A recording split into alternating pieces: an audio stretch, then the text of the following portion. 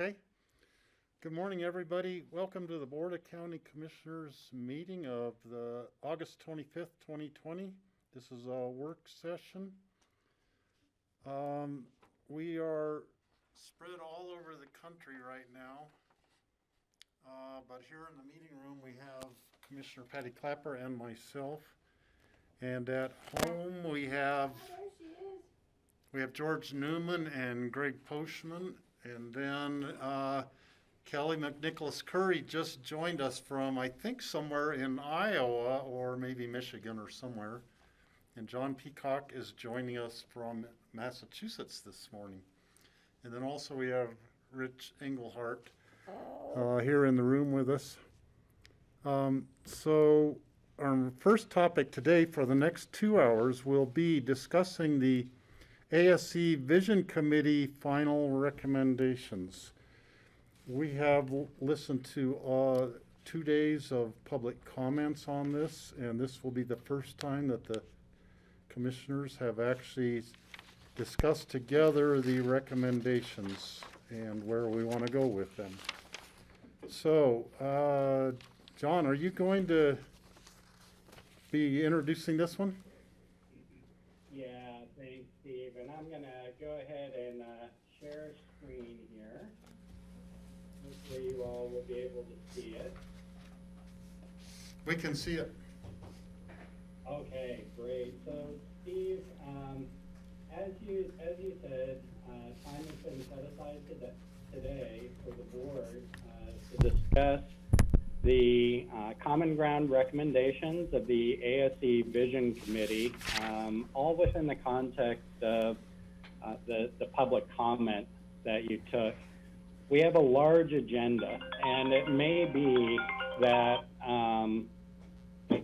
you won't be able to get through all of it. We have set aside some future work session time, if not. But today we're going to start walking through. We're going to have some relatively quick conversations and then probably some more in-depth conversations. We're going to start by just going over the meeting purpose here in a second. We're going to talk about how the Vision Committee really built their consensus. And then we're going to dive into the elements of the Vision Committee, the common ground recommendations, and really start to have conversations with you as a board and see where we have consensus on the values that were proposed, on the core community goals that were proposed. The 9 key findings, I just want to be sure that we have some time to ask questions about those. Those weren't necessarily recommendations, but the key findings and data that recommendations were based on. And then the real meat of it is the Vision Committee's Common Ground recommendations that were broken into 15 generalized recommendations with 71 more specific recommendations. The board, each of you had done some work individually just to give an indication of where you had agreement and where you still have questions about the Vision Committee's recommendations, and we're going to be going over those. All of this results in a new proposed airport layout plan, and then some additional recommendations, including operational recommendations that the Vision Committee felt were essential to the success of the plan. And then we do have some detailed information about potential phasing and cost estimates. And this is based on the Vision Committee's recommendation. Any decisions that you make that differ from that could change that information. I want to start off by distinguishing between some things and starting to talk about what it is we're really trying to accomplish here, because there's oftentimes confusion between a vision and at what level we're working at there versus design. And that's not the point that we're at yet. And really a vision is a high-level view of what we ultimately want to achieve as a result of a project. A vision will describe the qualities of a successful project, including goals and priorities. And that's different from design, which is really diving into the details of how a vision is ultimately to be achieved and how different elements of a project interact to achieve the vision. As this little clip from Alice Through the Looking Glass kind of indicates, your vision, where you want to end up, should always be the first question that you answer. Otherwise, you really can't answer how to get there, the design questions. And so all of this is to really say that there are going to be details that aren't included in this document that everyone is going to want to know. That's the next step. The vision really helps us identify what a successful project, what qualities it would have, what our vision for that project is. Sorry, I'm having trouble advancing my slides there. So the Vision Committee's Common Ground recommendations were very, very clear on what the vision for a project should be, on what the goals should be from the committee's work, and as well as some high-level design recommendations that they thought were important to be recommending to the board. The goal of the meetings that we're having now is to get the board's direction on a vision for any future improvements at the airport, also with some high-level design recommendations. There may be some questions that will require further engineering, further information, further conversations that will need the parking lot in favor of giving us some time to do those types of activities or research. And so we'll try and flag those as they come up in your conversations. But our real goal is to figure out, what is it you want the project to look like at the end? What is it, what kind of goals and high-level priorities do you have?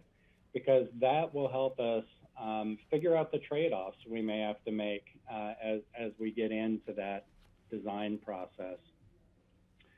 I just wanted to note this here, and we've got a lot more detailed information that we can get into later in the presentation, but it's the timeline and how COVID has affected the potential timeline of this project. And so we did an analysis. Again, it's without full design, but an analysis based on the common ground recommendations, and also the potential financing of projects given the dip and projected return of air service post-COVID.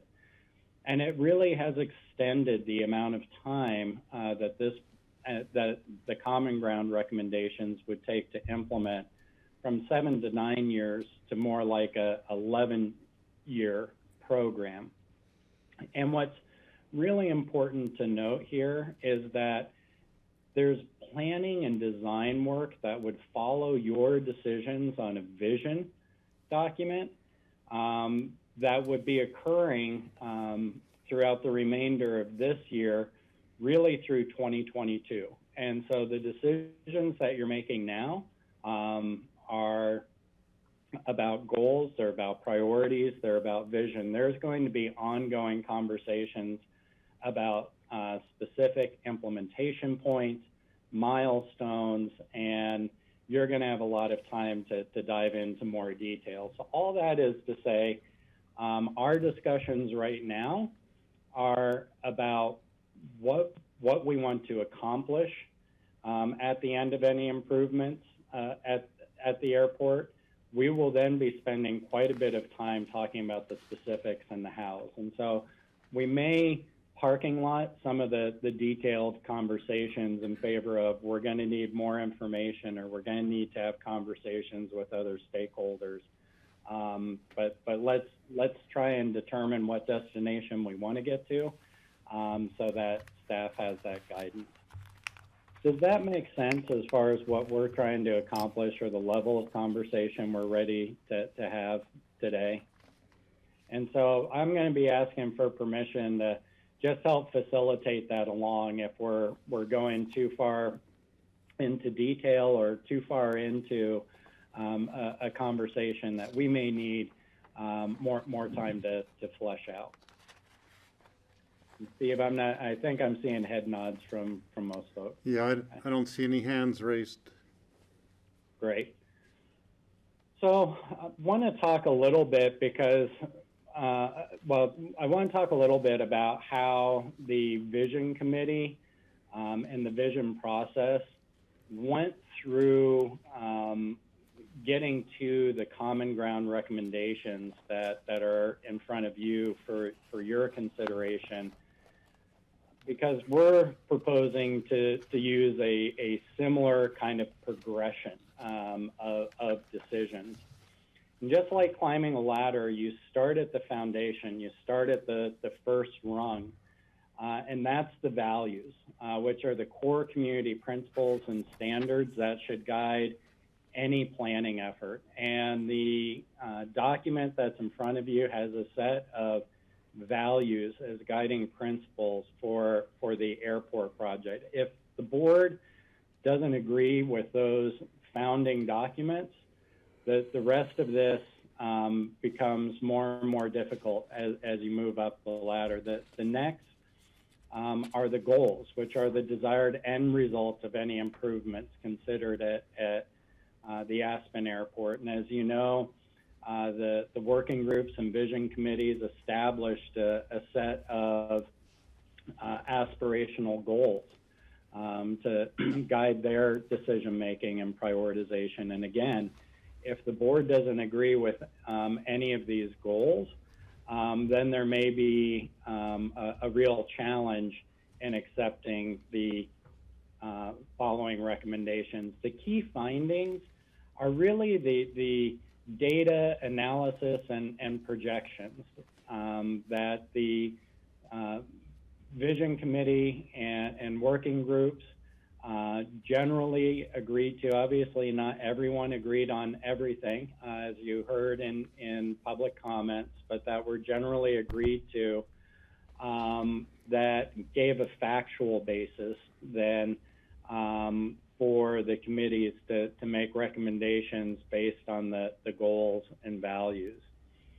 And then there were really 3 levels of recommendations. There were those that were really easy to build consensus around, and you got a lot of quick thumbs up around. And we talked about that in our initial presentation with some of the color coding around the recommendations. Then there were those that had that were more challenging, that some people liked and would give a thumbs up to. Other people were like, well, we can live with it. We don't, it's not our best option, but we can live with it. That represent more challenging. Then there were the really hard-earned kind of issues where you had some real thumbs up, thumbs down, and sometimes a meeting of the minds or a third rail that moved everyone forward to what is ultimately the common ground recommendation in front of you. And so what we're proposing is to go through in the same way, get the board's kind of confirmation about the value statements in the report, the goals, questions about the key findings, and then based on the work that the board did prior to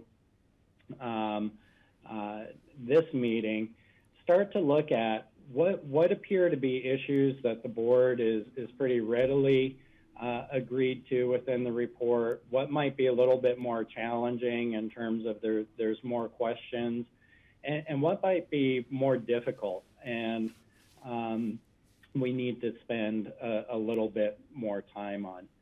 Does that make sense to everyone, as just kind of walking through that same progression? Okay. And so with that, you'll see on the bottom of the screen. John, Patty has a question. No, Kelly's getting kicked off of Zoom. Is anybody else having that problem who's on Zoom, or is it maybe her connection? Well, she just muted her video, or turned her video off, I think. No, she just sent us a message saying she's been getting kicked on and off Zoom. She wanted to know if anybody else who is on Zoom is having problems. So Greg shakes his head no. I've been on the whole time. So maybe it's her connection wherever she is in the Midwest, or. Okay. She's back. Yeah, she's on there now. Yeah, no, I'm here. Sorry for my technical difficulties. It just happened 3 times in a row. So I may need to switch my network, but I'm here. Okay. Okay. Okay, continue, John. Sorry, John. Okay, no problem. I just, so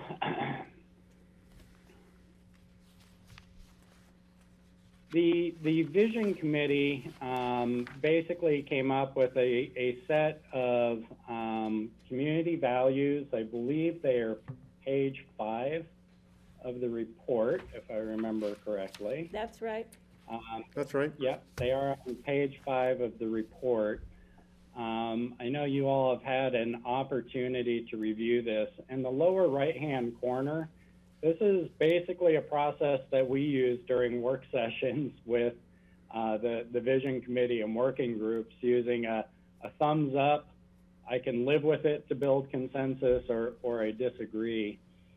And so I guess I would now just turn it over to the board to see if there were any concerns about either the value statement or whether there's anything that you thought was missing in here, and we can see if there's general consensus on these. Looking to board members. Anyone want to comment? Take the first stab. Patty. Yeah, under environmental responsibility, something that came up that I don't see listed here was about water quality and runoff issues, etc. So that, to me, I would add that into environmental responsibility, or issues related to water. The other thing I just have to add is under economic vitality, I know these are statements that came out, but it says adaptability to the economic sustainability of our resort. And I would like to slash that and also put community in there, because there are still some people in this community who think of us as a community, not necessarily as a resort. Which one was that in, Patty? Which section? Under economic vitality at the left-hand Okay, column at the okay. bottom.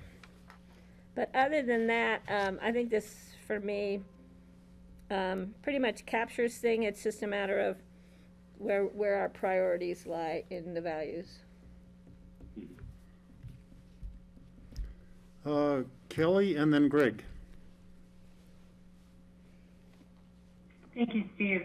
I just want to understand, even though it says Eighth Vision Community, Eighth Vision Community, is this a product of all of the work groups together, or was this funneled up to the Vision Committee for finalizing, is one question. And then does this reflect any prioritization, either how they're listed or within each value? So to answer the first question, this was all of the working groups working together. So this was one of the 9 all-group meetings. And in terms of values, they did not go through the process of prioritizing the values, Kelly, versus using these as a North Star, but as they set the goals, I think once we get to there, you can see where the 3 areas that they focused on there. So we can get into the priorities there, but really when you get into the goals, I would say safety, environmental responsibility, and kind of the community character represented in growth.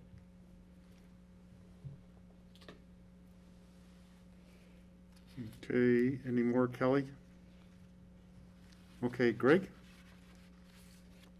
Great. Thanks, Steve. Yeah, this is a great value summary.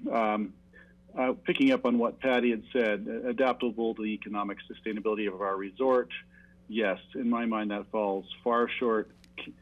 Putting a slash in community on it doesn't even go far enough for me. I think what I see us doing is we're asking for the convenience of more flights, more carriers, more competition.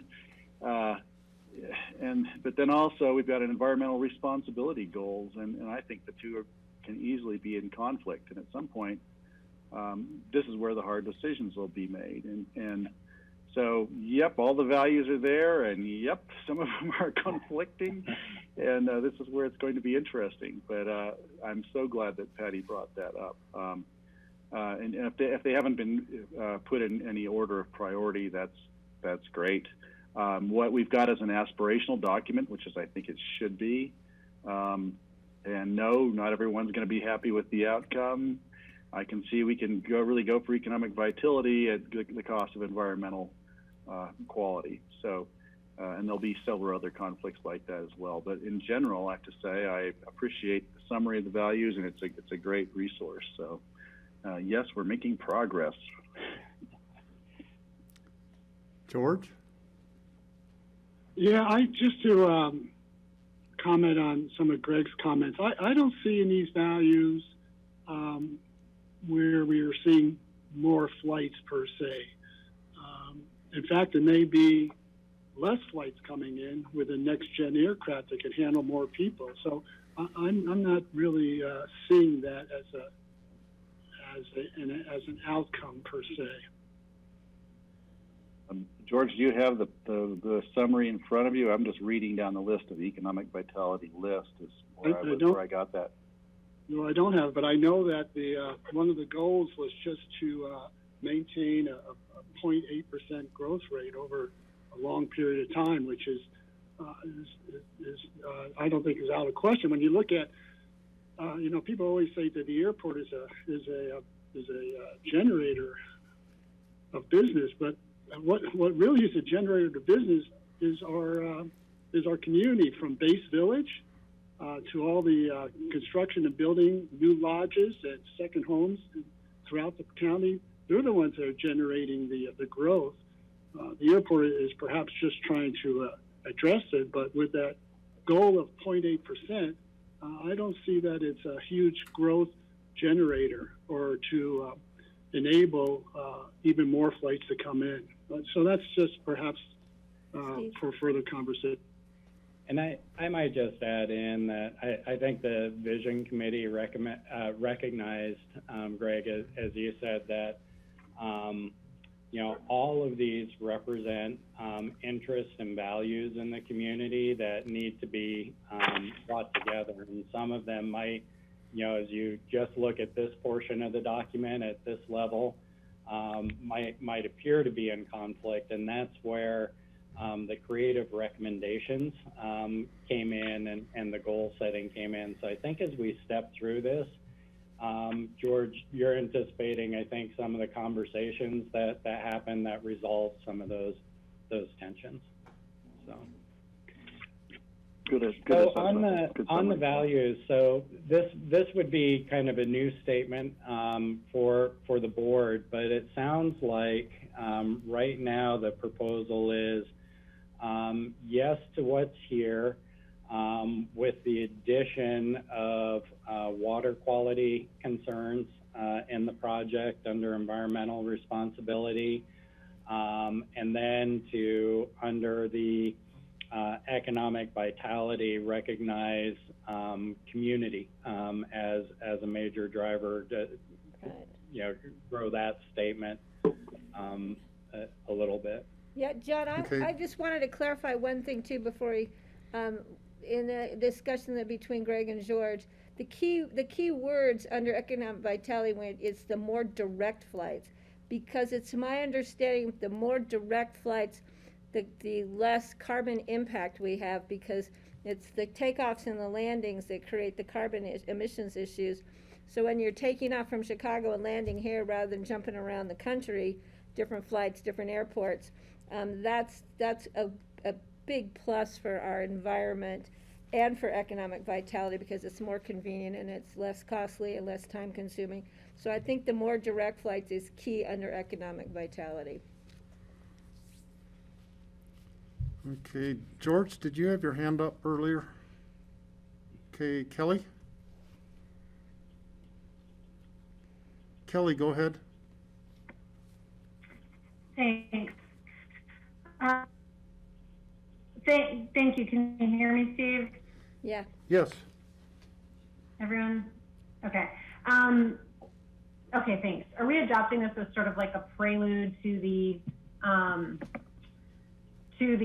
document of our eighth vision, our new airport vision document? Because I guess, I'm fine with this mostly. I mean, if like a strategic plan, I'd probably dig in and wordsmith a little more, but I'm happy to accept what's here, except that it just seems like a gaping hole that there's not more spelled out. So, I accept that on its face, but I also just think that if we're going to adopt this into our document, that we should probably spell out what that means a little bit more.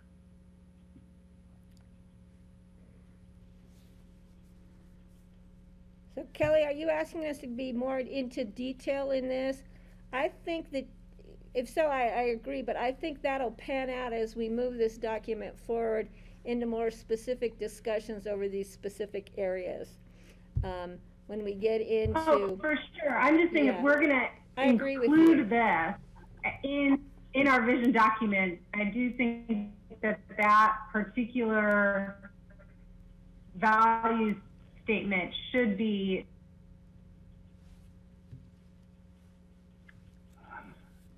Kelly, you're breaking up. No, I this think is not gonna we be just good. lost your audio.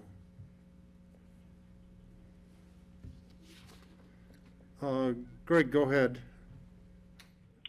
Yeah, thanks. I'll defer to Kelly when she gets back in. I was furiously just now, or with anxiety, looking up and down this list for safety, and I realized it's the absolute very first thing, but there are no bullet points, and so I skipped right over safety in this, and somehow I don't know if how I missed it before. Safety on the air and in the ground, very good general statement. I'm kind of surprised there weren't more bullet points on that, and that might be more discussion to come. Yeah, I think as you get into the tables, remember this is just kind of a general values. What are what are those core values that the project needs to embody? And this is what the Vision Committee came up with. And working groups. And I'm sorry we lost Kelly. I don't know if she can still hear us, but Kelly, it may be worth shooting Rich Engelhardt an email. Maybe we can capture your comments that way. Okay, and John, I'm going to jump. Maybe she could call in on the phone too. She could call us. Yes. I'm going to jump in here, John, to expand a little bit on the environmental responsibility. So Patty suggested adding water to one of the, or water quality, water protection. I think I would also add a bullet point having to do with pollution, and I'm thinking of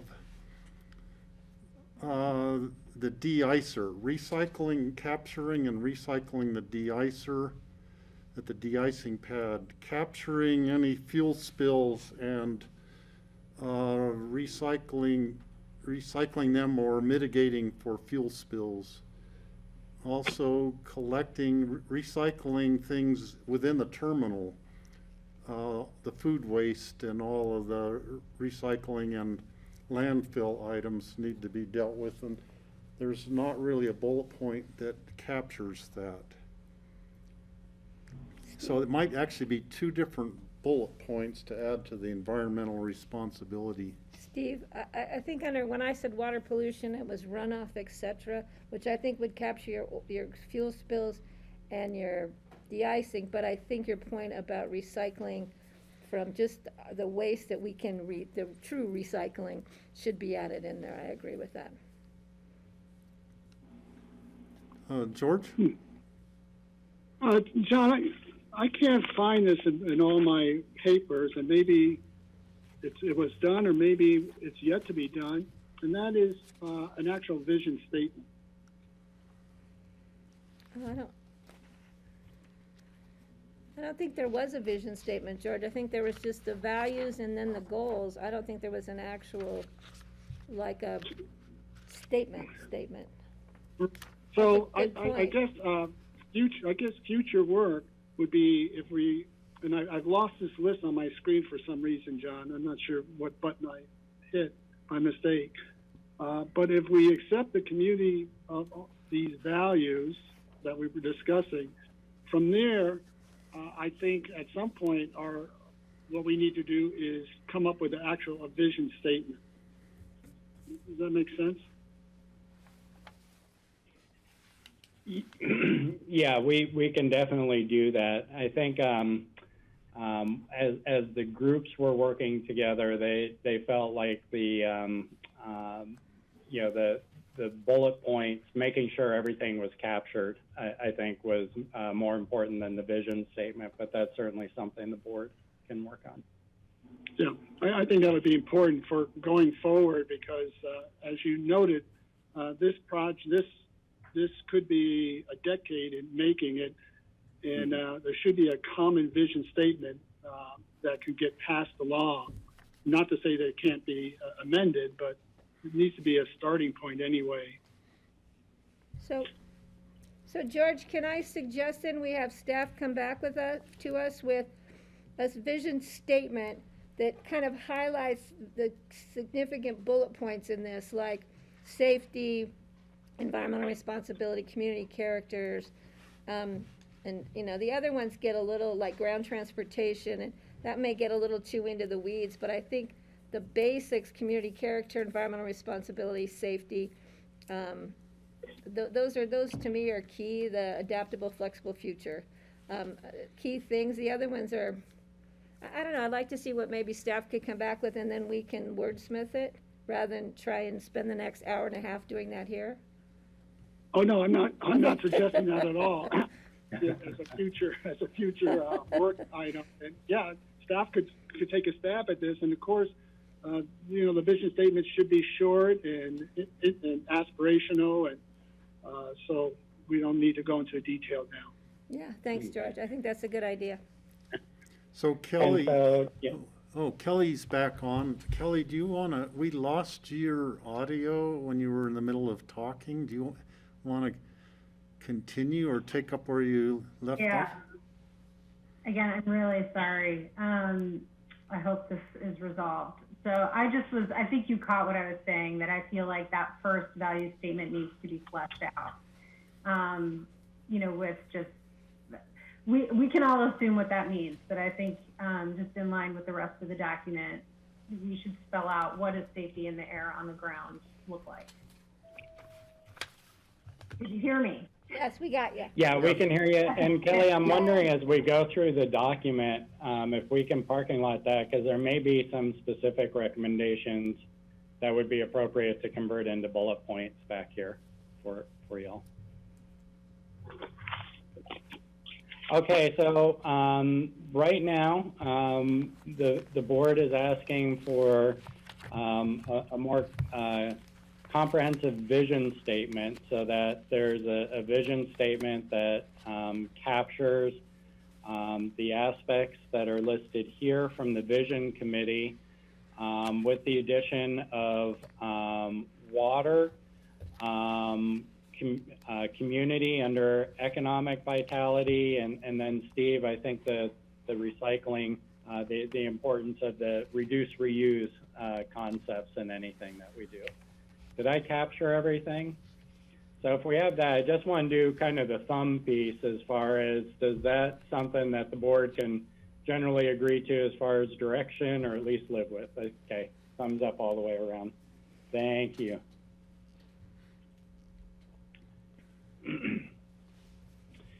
The becoming a little bit more specific, and again, the safety in the air and on the ground will come more as we dive into the actual recommendations. But the committee, and again, Kelly, just for clarification, this was all working groups. So these were all developed on continuums with all of the working groups.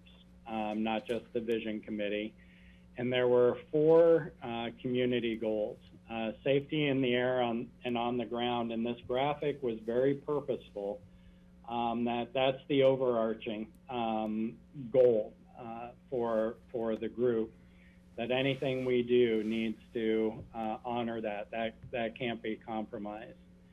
And then there were the 3 other goals: reduce carbon and other emissions by at least 30%, reduce airport noise by at least 30%, and then manage commercial employment growth target to 0.8%. It is acknowledged that all of these are aspirational. The emissions reduction goal, 30%, includes both emissions from the airport itself, as well as aircraft operating into ASE. The managed growth, the 0.8% compound growth rate was noted as aspirational, that it's a number that can't necessarily be tuned precisely, but that the goal represents a commitment to a level of reasonable managed growth. And then there was a note that the committee believes that airline operations should be emphasized over airlines. So that would be the commercial airline service over GA or air taxi if possible. And it was noted in the findings that really, of all the operations, And this is going back to 2019. It'll probably change, obviously, in 2020 because of COVID. That commercial airline operations represent about 25% of the total. The noise goal, it's important to note that that relates not only to aircraft, but also the noise generated on the ground. That particularly affects our neighbors at the North 40 and Buttermilk. So it's not just the aircraft, it's the ground service equipment, it's the auxiliary power units, that sort of thing. And set a time frame of 2030 to achieve these goals. George and then Kelly. And then me. Yeah, again, for future conversation, but I think what I've been hearing, I think we've all been hearing, is our inability, or how can we look at managing GA? We've got managing commercial, but GA is really, I'm sensing, is the elephant in the room in terms of our ability to address safety in the air and on the ground, regarding training that we've heard over and over, reducing our carbon and other emissions, as well as noise. And so that's something that we need to find a way to be able to influence wherever decision makers are, in terms of including GA as part of our core community goals.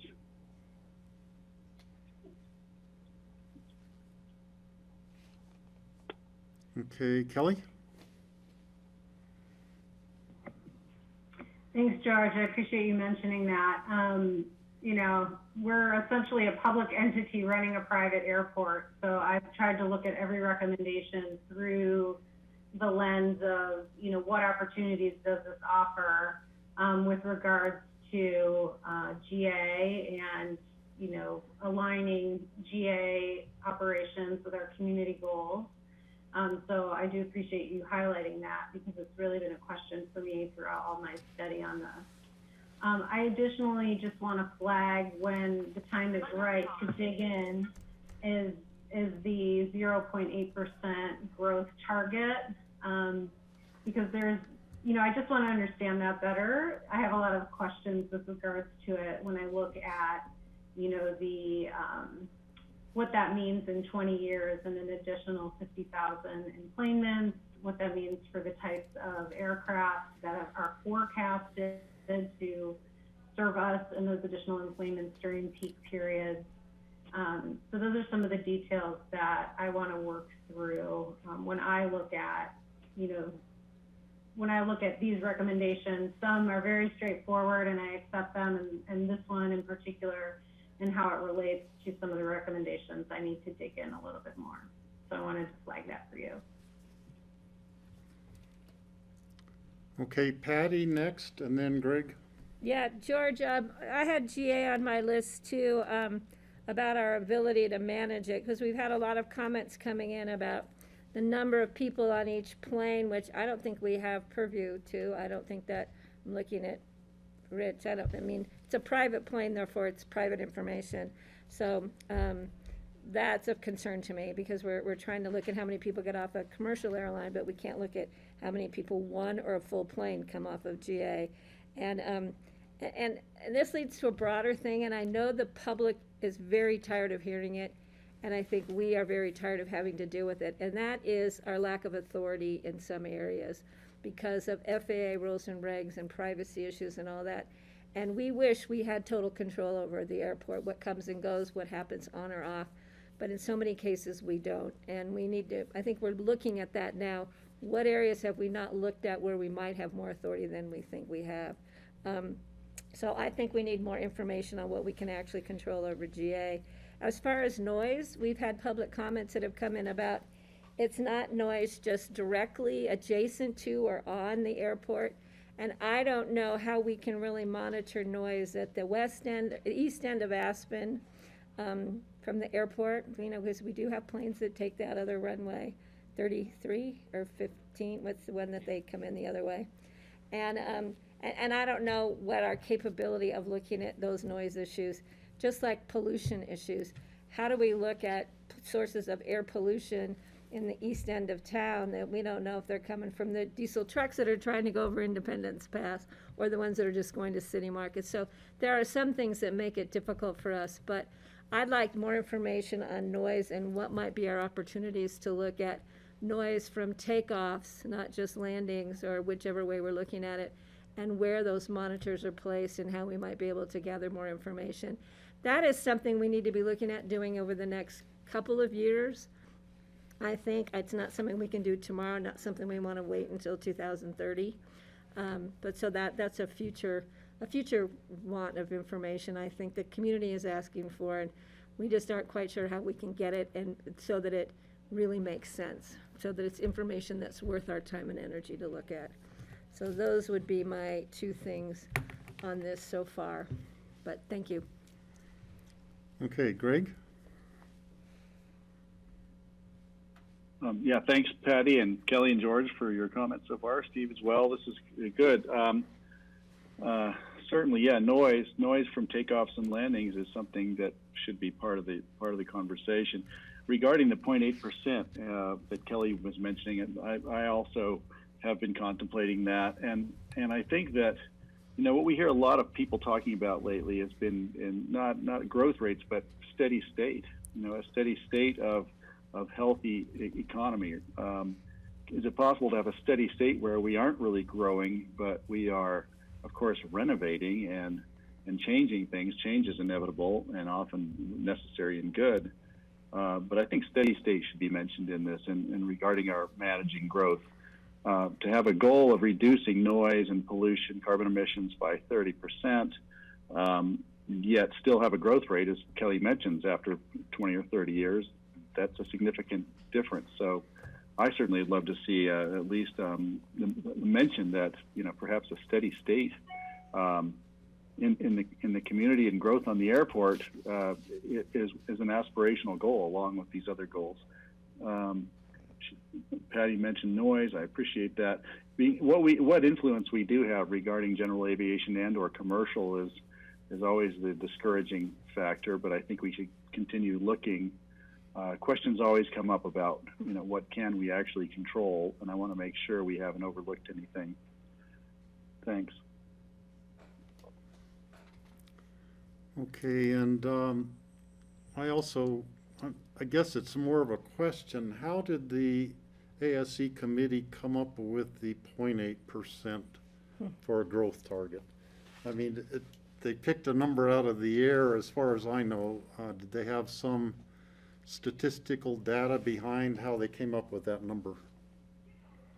Yeah, so I think there were a few pieces of data that were looked at. One was Gabe Preston, who you all are familiar with, had done an analysis of kind of historical and projected growth, what's likely to be happening in Aspen and Snowmass and such, and how would that likely be potentially affecting demand for the infrastructure at the airport. There's another piece of data that was looked at, which at the time I believe was a 2018 calculation that the FAA requires on terminal area forecast. And what that looks at is enplanement growth for terminal planning issues. And those numbers lined up pretty consistently around 0.8, 0.9, and we ran that out, I think, as we've had the request here to do to 2030 enplanement, and put those in front of the group. We put some different potential growth numbers and what that meant for commercial enplanements on a continuum. And there's really a dot voting exercise about, what was the balance between the healthy economy, what we see as far as potential growth that would still maintain community character and help us achieve the other kind of competing values and goals that Greg was talking about. And actually, we will bring these back at a future meeting. I believe, I can't see Rich's tile right now, but hopefully he's nodding his head that we still have all of those dot voting continuums so that the board can see where the vision committee fell out on that. So they did look at various pieces of information, Steve, and statistics. And then there was the kind of gut check moment of what seems to be a reasonable balance point for our community. There's also a pretty healthy, I think, conversation about, and I'm not sure there's a right answer, and if Cindy's on, she may chime in here. But whether the airport is infrastructure that's responding to growth, or if it's a growth generator or somewhere in between, and the debate went on both sides. If you built this airport on the eastern plains of Colorado, it is not going to generate the same employment as if you build it here, and that the growth is really generated by developments that are happening outside the airport. I saw a couple hands. Let's see, Greg, did you want to tag on to this discussion? Just regarding the time frame, I certainly love to see it just add on or before 2030. If we decide we're going to run the clock out to 2029 or 30 before anything happens, that would be a real shame. I think that it doesn't need, maybe it does need to be articulated in this document that we're trying to reach these goals on or before 2030. When I think of Holy Cross had set a goal of, was it 70% by 2030, and then they achieved it in 2 years, it was something to celebrate. And we should be thinking the same thing. While we look at the busyness of our airport today and the traffic, and what's kind of shocking to the locals to see the general aviation traffic, even if it's only 5% more than it was last year, it seems like an awful lot more. And maybe we're all just noticing it that much more. The thought of that growing at 0.8%, like, gee, maybe we've already, I think we're already at a point where it's uncomfortable for people. So how do we address that in these goals? Seeing it growing from what we have right now makes me really nervous. Steve, can I? Thanks for that editorial comment. I want to. Yeah, and I should make a clarification. This 0.8% is on commercial and plane passengers, not operations. And so Okay, this is really thank you. addressing the question of the number of people coming into the community. Okay, Kelly and then Patty. Well, Kelly, can I just tag on to Greg real quick? She says yes. Okay, Greg, I think what you're saying about 2030, I think there's many things that have been presented to us that we can achieve outside of a runway or a terminal or whatever, like environmental issues. I think we can focus on those, the noise, the air pollution, the electrification of vehicles on the airport. I think there are some things we can do, like I said, in the next couple of years outside of the bigger, massive construction projects that are going to take an enormous amount of time, energy, and funding.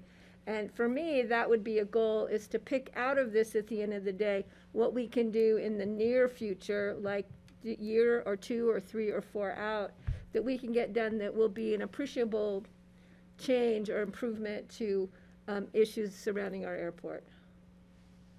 Thanks, Patty. That's exactly to my point. I appreciate you articulating it so well. Thank you. Okay, Kelly?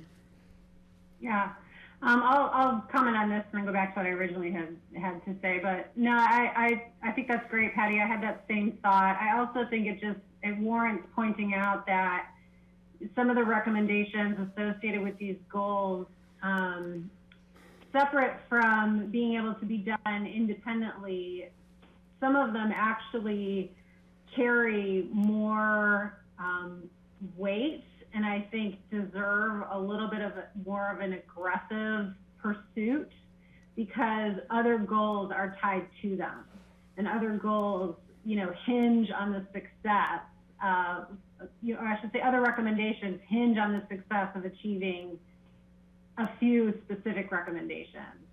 And that doesn't come through in the document, but I want to just call that out.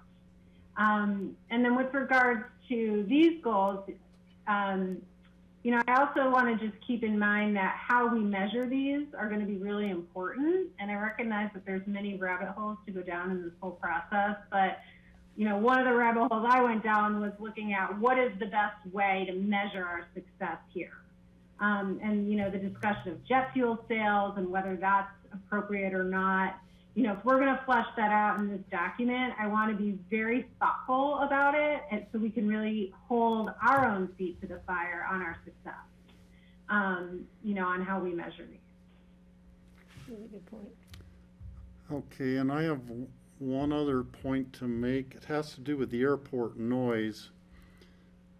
I think that, I realize the goal of the 30% reduction, some of it's on the ground stuff, some of it's takeoff, some of it's landing kind of noise, and we don't really need to say we want to reduce each of them 30%, but just reducing the noise of the airplanes taking off by 50%, which maybe could be achieved by quieter engines or a mix with some electric planes coming in with a different, quieter noise, could reduce the total noise by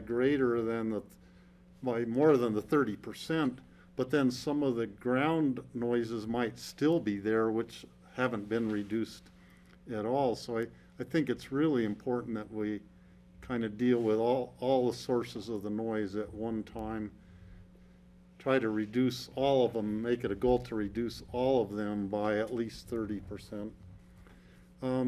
Also, there's a aspect of noise about quality of noise, which there can be a high-pitched, whiny kind of a noise that would be really annoying to some people, more so than like an airplane taking off. And as we go forward with new technologies, there might be some annoying noises that we don't even anticipate. So somehow to measure the quality as well as the quantity of noise, to me, would be something we'd want to consider. And it's maybe more just a subjective kind of a measurement and not objective. I'm thinking wind turbines actually make noise if you are next to them. And people don't think of them as making noise, but they do make a noise that could become annoying to people, just as an example of the unanticipated sources of noise. Greg? Just to follow up briefly on what Steve is saying here, I do appreciate that, Steve. I noticed it came up in our Board of Health meeting, when you measure air quality, they take a 24-hour average. And as we know, it can change dramatically here with the fires in 24 hours. So you're breathing really bad smoke for 8 hours, but then it's clean for another 16, then the average is low, and so we don't have a problem, right? Same thing with the way we measure noise, as we recall the Redstone Inn discussions. A peak of really high noise is averaged out with all the ambient low noise, and you don't really have anything that the EPA or anyone else would consider to be a high noise level. It'd be like gunshots or airplanes taking off, can be very noisy, but then the average as measured is not significant. So I think we need to be smarter in how we measure and pay attention to those things, and thank you for bringing it up.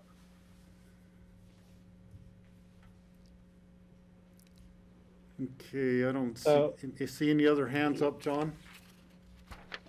So I think what I'm hearing, and I just want to feed back, is that there isn't necessarily disagreement with the goals. I think there's questions about how the 0.8% plays out over time that the board would like to see at a future meeting. And that, again, was not operations, that was employments. It's really about the number of people in the community and the infrastructure at any one time.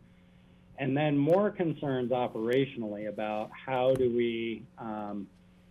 we measuring it? How are we holding ourselves accountable to it? Which, again, I think are going to be pieces that do require some more work. As we get into the specific recommendations, there are some around particularly the air emissions, more so than the noise, which you all just spent time on. But it sounds like with those considerations and our eyes on those balls going forward, there's not necessarily disagreement with these, but there is some need for some more information. Is that a fair summary? Or Yeah, there's is some, there any, I guess, is there any disagreement with these goals at this point? Outside of the specifics, I know we want to get into the specifics. No, I support them. Patty? I support them. Oh, Patty's thumbs up. It's harder I to see her support thumbs him, up. but are we altering, are we changing anything based on the conversation we just had? Are we going to talk, like, would steady state be included, for instance, or are we supposed to give a thumbs up or thumbs down to this?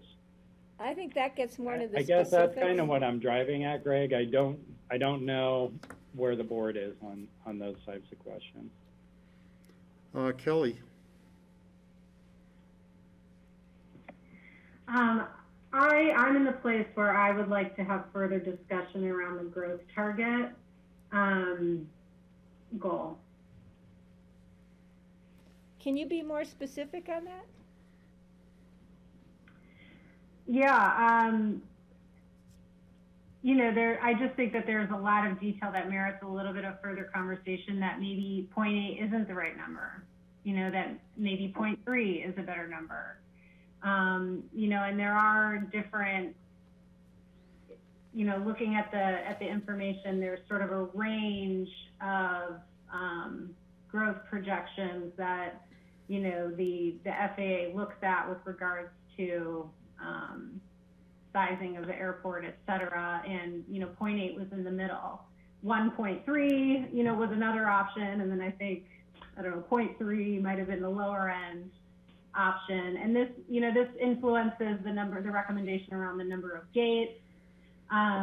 So I'm just not quite ready to like accept this right now without having further discussion around, again, what does 50,000 additional employments mean in 20 years for our community? And you know, if I just accept this now, then we didn't have that conversation. So Kelly, as part of that, I think, and I agree with you on that. I think it'd be important to then go back to the information, I can't remember who requested this, how the committees came up with this. What was their key points of their discussion to reach the 0.8? I think that would help me to know, well, I don't agree with what information they used. I would want it to be more strict or more lenient, depending upon that information. So I think that needs to be part of that discussion. And that should come back to us at the next work session. Another thought on the employments, our goal might actually be to spread the employments out more evenly throughout the day instead of having a huge surge of people all at one time either departing or arriving at the airport. And if we could spread the flights and the employments out throughout the course of the day, it could make it seem like there's not so many people coming through the airport, and yet the number might actually be higher than it was before. That's a good idea, but we don't have control over when the airlines make their schedules. On top of that, the airlines base their schedules in many cases on connecting flights. I realize that, yeah. So they can't have people spread out through the day when they're getting somewhere and going nowhere. So, but I agree with you, if we could spread that out and have lesser impact, have more of a baseline impact, but I don't know if that's another question, I don't think we have any control over that. Yeah. In And that other has words, implications As we on the get in, ground transportation also, other effects besides Yeah. just what's happening in the terminal. John? And so there was extensive discussion along these lines, so I'm just going to suggest maybe we parking lot that, and we'll get into them when we Okay. talk about the recommendations, particularly around gates. Yeah, and we're just over Okay, half through our time. All right. I really wasn't going to ask the board to weigh in on the key findings per se, but I do think it's important just that you recognize, and if you haven't had a chance to spend time in the report, once the values and goals were established by the vision committee, then the next step was really the key findings that they made, and the findings are both facts where data supports it, and really based on analysis, just what it says. They're findings of the group, and they divided them into 9 key areas: safety, airport, community character, and the economy, connectivity, which is part of what you all were just talking about, environmental issues. Aircraft was a big piece, so you want to be sure that you're spending some time with those. Decision making, who's in the decision process, airport service level and existing flight operations, funding, and then just kind of a generalized kind of conversation about the complexity of core issues and competing interests and decision makers. We could spend a lot of time on these, and I think as we go through the recommendations and you give feedback on where you need more information, we can dig back into elements of the key findings. But we thought the time was probably better spent really talking about digging into the recommendations. So just for everyone's information, that's on page 7 to 14 of the report is where the key findings, where they expand on the different topics there. Yeah. Now, we're going to do a little bit of color coding. The section after the key findings is really the recommendations, the more specific recommendations that were divided into 15 sections in the report, and really 71 sub-recommendations under those. And so the board just did an initial, sorry, my fingers got on my trackpad there. Each individual board member just did an initial agree, need more discussion, have concerns, exercise. And so what we did was we took each of the 15 areas and identified where there's seems to be general board consensus, where there seems to be majority agreement, and where there are areas that were really flagged for probably being those more difficult conversations around consensus. And we've already identified some of those in our talking points now in our previous discussions, but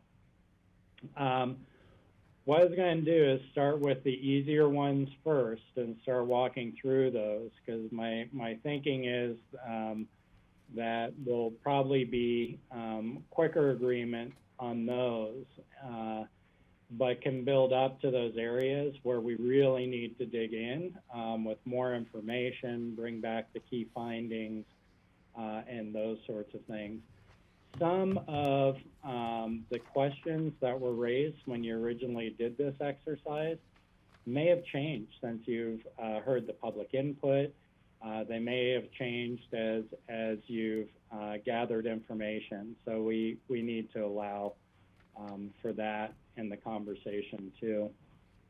And so this is, believe it or not, the laborious part of our work now, which is really going through the 71 kind of specific recommendations. On these, we're starting with those that either 4 or 5. So if it's in green, 5 of you indicated at least initial agreement with the recommendation. Again, allowing that may have changed based on what you heard in the public comments or just upon further reflection of the report. But what I'd like to do is, if there is still general agreement on these, work through these a little bit more quickly so we can get to the harder stuff that we're going to spend probably more time and analysis on for you in future meetings. Does that make sense? Mm-hmm. Okay, so maximize safety at the airport. This is where we get into some of those specific recommendations, I think, that were asked for before. And one of the things that the Vision Committee, one of their findings that you all have already referenced is that we do have limited authority in terms of what we can do. What is happening in the air is largely governed by the FAA's air traffic control division, but there are things that it was determined we either could do directly or could facilitate. The first is one that we can do directly, which is work with non-airline pilots and insurance providers to encourage training and safety resources related to the unique characteristics and challenges of flying into Aspen. And so this is really a resource for our GA, our non-commercial pilots, to have operating guidelines for the airport. And so that was one all 5 had indicated. I just wanted to see if that has changed for anyone or if there are additional comments on that. Should we do thumbs up, John, on each of these, or? Sure, we can do that. My thumb has disappeared, so it's my virtual background. Did everyone give thumbs up on that, I think? Okay. The next, which 4 out of 5 agreed to work with the FAA on implementing next-gen program, which includes safe clearances, enhanced efficiency, and precision approaches.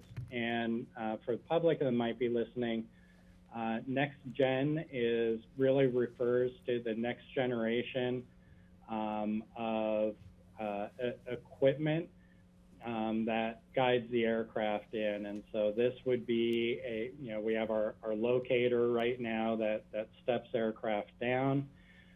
Next Gen is a GPS based system that the FAA is working on implementing at airports. It would involve slightly different flight paths. I think the recommendation was to really work on the safe clearances, the possibility of eliminating the wrap or the head-to-head, direct head-to-head operations, and also lowering the efficiency part was really about the GPS being able to lower the ceiling, the visibility ceiling at which aircraft would be able to land at the airport, which the efficiency piece is twofold. The glide path that GPS brings you in on reduces fuel burn, and it also increases reliability by dropping the visibility ceiling. Steve? Hattie? Yeah, John, I agree with this. It's just that I think we need to be cautious or keep an eye on changing in flight paths and how that might change noise issues for the people that live under the existing flight paths and the people who don't live under the existing flight path that could live under one. So I think that needs to be key in our discussion on this issue. Yeah, and Patty, thanks for bringing that up because that is a concern. It's one that would probably need to be a topic of future discussion as the FAA is working on those flight paths for airports, including ASE. And so that would be, as we get clarity around that, we can bring that We forward. need to keep that in mind. Thank you. Okay, Kelly? Does this recommendation beg new or improved air traffic control tower or better placement of the air traffic control tower? Probably two answers to that question. So it does require equipment, modernized equipment to be in the aircraft, for sure. It's not necessarily related to the tower, however. So I don't think that this in particular would drive modernization of the tower. I think what's going to drive that is twofold, just the age of that infrastructure right now, and a recommendation that we'll be talking about in the future, which would be moving the taxiway would require relocation of the tower. But next gen in and of itself doesn't. Yeah. Any other questions, or are we ready for a thumb exercise? I don't see any more questions, John.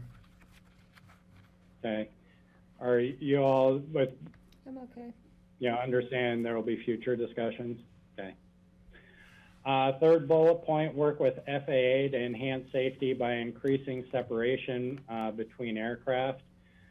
This would be probably prior to a next gen implementation. This is really about increasing the spacing, and it's really the time. So it'd be reducing the total number of operations that could happen in an hour in order to give more space between aircraft as they're taking off and landing. And so that has been that potential head-to-head operation and what's called the WRAP procedure, where airplanes, as they take off, head roughly to the east or northeast. This would be working with the FAA to say, look, we can accept some level of reduced peak rate if that improves safety clearances. And that was something that the Vision Committee wanted us to explore. That is not our decision. This would just be a decision, do we want to explore that with the FAA? Kelly? Thank you. I would just note that all three of these sub-recommendations are things that we can pursue regardless of what decisions about the airport layout plan are made, and that, they're great recommendations along that line. And then this last one, to me is one of those recommendations that can also hinge the success of other goals that we have with relation to the number of operations. And, so this would be one that I would like us to see pursue more ambitiously, because I think it's been borne out that regardless of what commercial air does, general aviation will fill in the gaps. So if we're looking at sort of both safety and growth management, this ticks both of those boxes. So thanks. I'm going to take that as a thumbs up from you So, then. John, on this one, I actually had checked off disagree on it. And I don't disagree with trying to enhance the safety of the planes that are in the air, but I guess I'm seeing maybe it's the next gen, all the technology thing. We're getting self-driving cars that can be close to other cars and they detect the other cars and can drive safely near them. And I see that we probably will have the same thing in aircraft also. So if this is just a temporary thing until we get more technological fixes, or it could also be getting more planes landing from the south instead of from the north, might be part of the solution. I was watching at the Eagle Airport. They take off one direction, they land from another direction, and it makes the runway much more efficient that way. Steve, you do know that means bringing all the planes in right over downtown Aspen. I realize that, and often it's usually just a small single-engine plane you see. No, there's big jets that do it all the time, more Big and more jets every also? day. And since I don't live in town, I can don't, tell you. I don't know what the noise factor is or anything, but. There's been a big change. So anyhow, I'm in agreement with the principle of it, maybe just questioning how are we gonna go about accomplishing it? Yeah, so that how is really a discussion with the FAA and with air traffic control, Steve. Okay, so thumbs That up. sounds like there's, oh, Greg? Sorry, I might have interrupted Rich. You were about to say something. But I think, work with the FAA implies they're actually going to listen and take our advice. And I don't think I think as a skeptic, I'm not going to suggest that the FAA is going to do anything that we recommend along the lines of these safety-related things here. And I guess I'm still hesitant to say we're going to work with them. Of course, we'll work with them, but it's almost that I'd almost rather say we're going to appeal to them because I think they're the ones who make the call at the end of the day. And as long as we're clear-eyed about that, I'm happy to go along with this. But it's not as if we're driving the bus here. It's not as if we're flying the plane here. Craig, that is correct. You are correct about that. Perhaps, John, we could change the wording of that to say by increasing the separation between the aircraft and improving the technological aspects of include both of those in one bullet point. Yeah, and I think that is actually the intent, Steve, is that it's a yes and with those two. Okay. It sounds like we've got a thumbs up on those. Yeah. Yep, I think so. These are going to be in a little bit different order, but it's really based on where you had agreement. So we're pivoting to the fixed-based operator, and this is number 6, FBO reflects community values. Everyone agreed that the FBO should be net zero and should include voluntary noise abatement into any design RFP. And so we can just do a quick check-in if any of that's changed from the board's perspective. And this is something we have a lot of influence on going forward, particularly as the FBO redevelops. I agree. Don't see any hands up on that. There's still a thumbs, my thumb is disappearing in my camera here. Thumbs up. Right. And then 4, if I agree, FBO should convey community character, values, and culture in the same way as the commercial terminal when the new GA terminal is constructed. Just want to see if there's any further discussion on that one. Or Greg here, if I could, just going back to FBO should be net zero. I want to make sure the FBO fixed base operations is more than just the building, it's their entire operation. And so we kind of need to define how far does this net zero extend into their operation. I'm not sure I understand it thoroughly, but I certainly am thumbs up to this. yeah, so I think this is really intended more at the terminal, the facilities, Greg, and then to the degree possible, the ground. It would not necessarily extend to the aircraft. Right, that's a tough call, but mitigation can certainly play a role in when it applies to aircraft. And I don't know if we have any leverage there, but if we're asking people to mitigate, you know, one of the biggest complaints I'm always hearing is how, you know, general aviation is an order of magnitude more wasteful in terms of carbon emissions and than a regular passenger aircraft per passenger. Not sure what we have in the way of leverage on that, but just wanted to bring it up.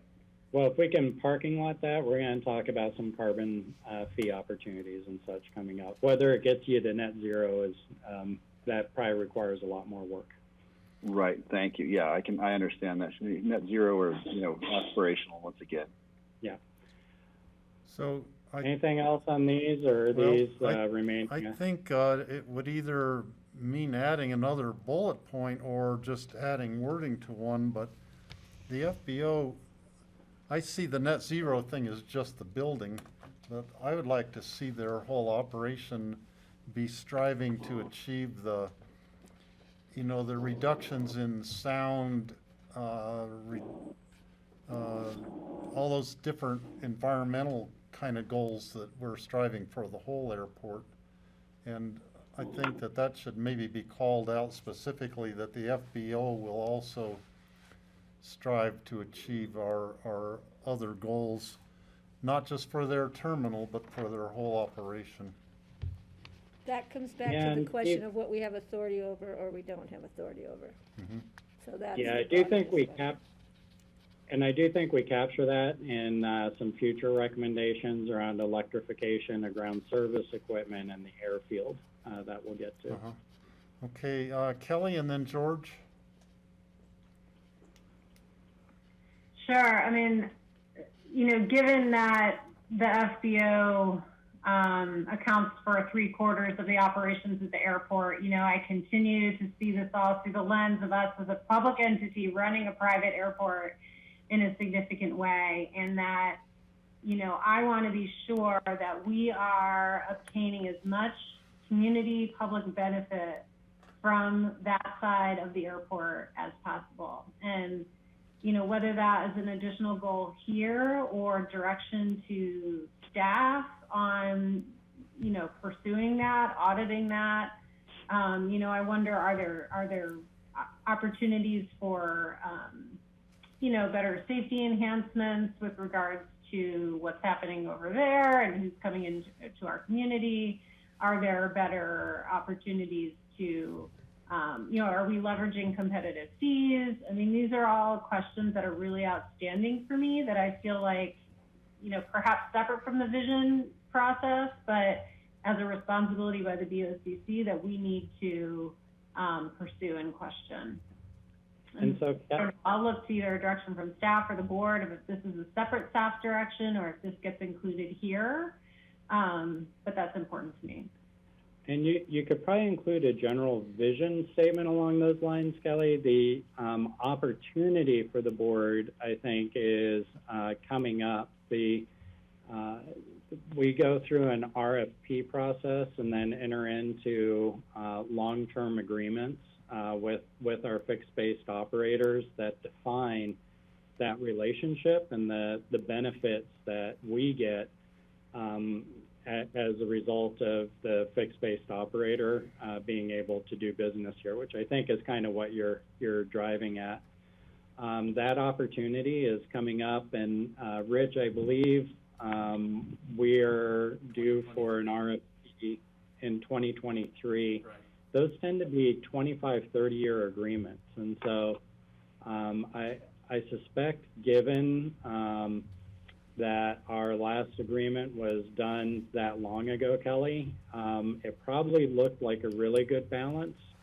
At that time, it may be looking less so right now. So we do have that opportunity coming up. It may be a separate conversation that we're looking at as far as how do we finance these improvements, particularly as we get into the electrification of the airfield or the additional costs really of net zero facilities and such. potentially drawing on revenues from a new FBO agreement will be an important component of that.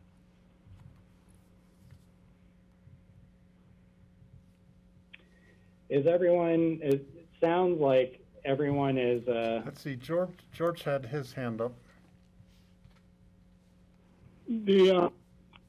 Over the last year or so, our conversations at CORE, as we've redeveloped our strategic plan, we've started to think it's a sort of a paradigm shift from net zero, where we're saving energy, to becoming reducing our carbon and becoming carbon free.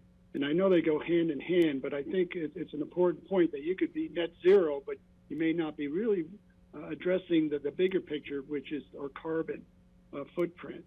And so I think our discussion should go beyond just being a net zero. I mean, the critical point that we're trying to do is reduce carbon, right?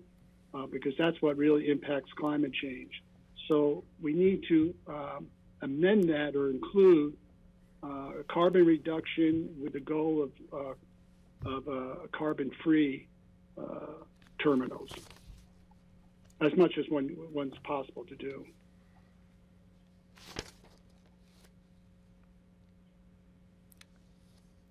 Excellent point, George. Also, just keeping in mind that it's sort of carbon equivalence, because, for instance, nitrous oxides are worse for climate change than CO2 is, for instance. So there are other greenhouse gases that are not carbon dioxide that we need to be taking into account.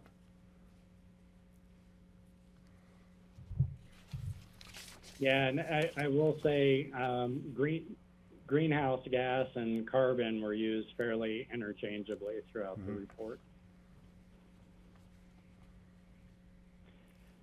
Okay, so George had suggested an amendment to carbon-free versus net zero. Did I capture that correctly, George?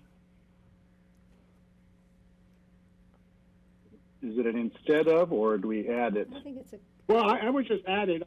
I think you want to still have a building that is utilizing all renewables, and through that goal, you're going to be addressing the bigger picture, which is carbon reduction. So I would just add it to that, just so we don't lose that idea and that concept. As we know, even with our new Hertz rating, that we're using that versus a net zero rating because of the variations in terms of trying to actually quantify it, right? Yeah.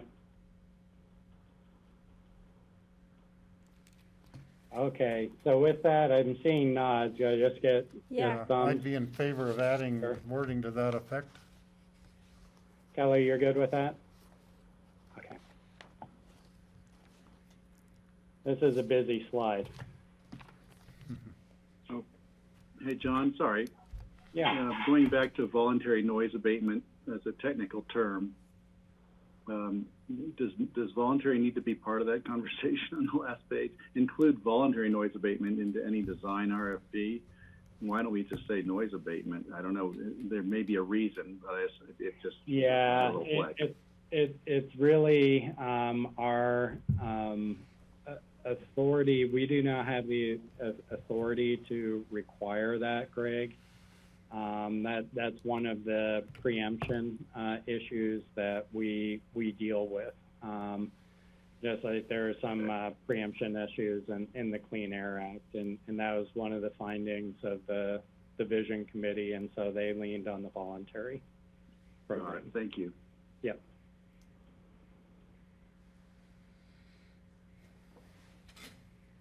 Sorry, now I'm having trouble getting it's really humid here. My fingers are sticky.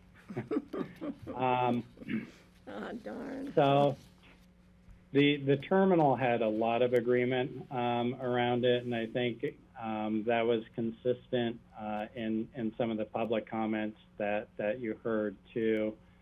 I won't read through all of these, let you take a look at them. There's unanimous agreement, at least initially, on the first 6 bullet points. There were some questions around building terminal spaces that can handle peak capacity but not field built for peak capacity. Integrate helpful technology but don't let it dominate the visitor experience. And expanding curbside check-in and space for automatic kiosks. So let you look at those and see if there are questions or items for further discussion here.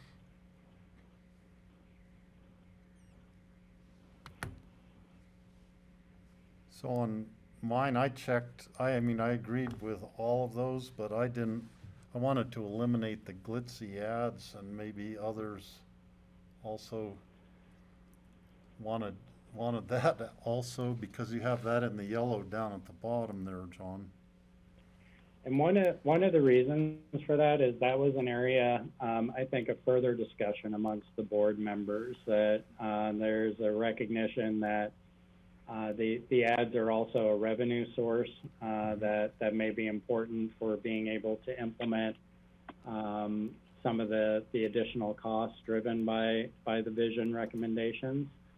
And there's also a recognition of not having them dominate. So that's something for us to talk about a little bit. Okay, Kelly, and then Patty.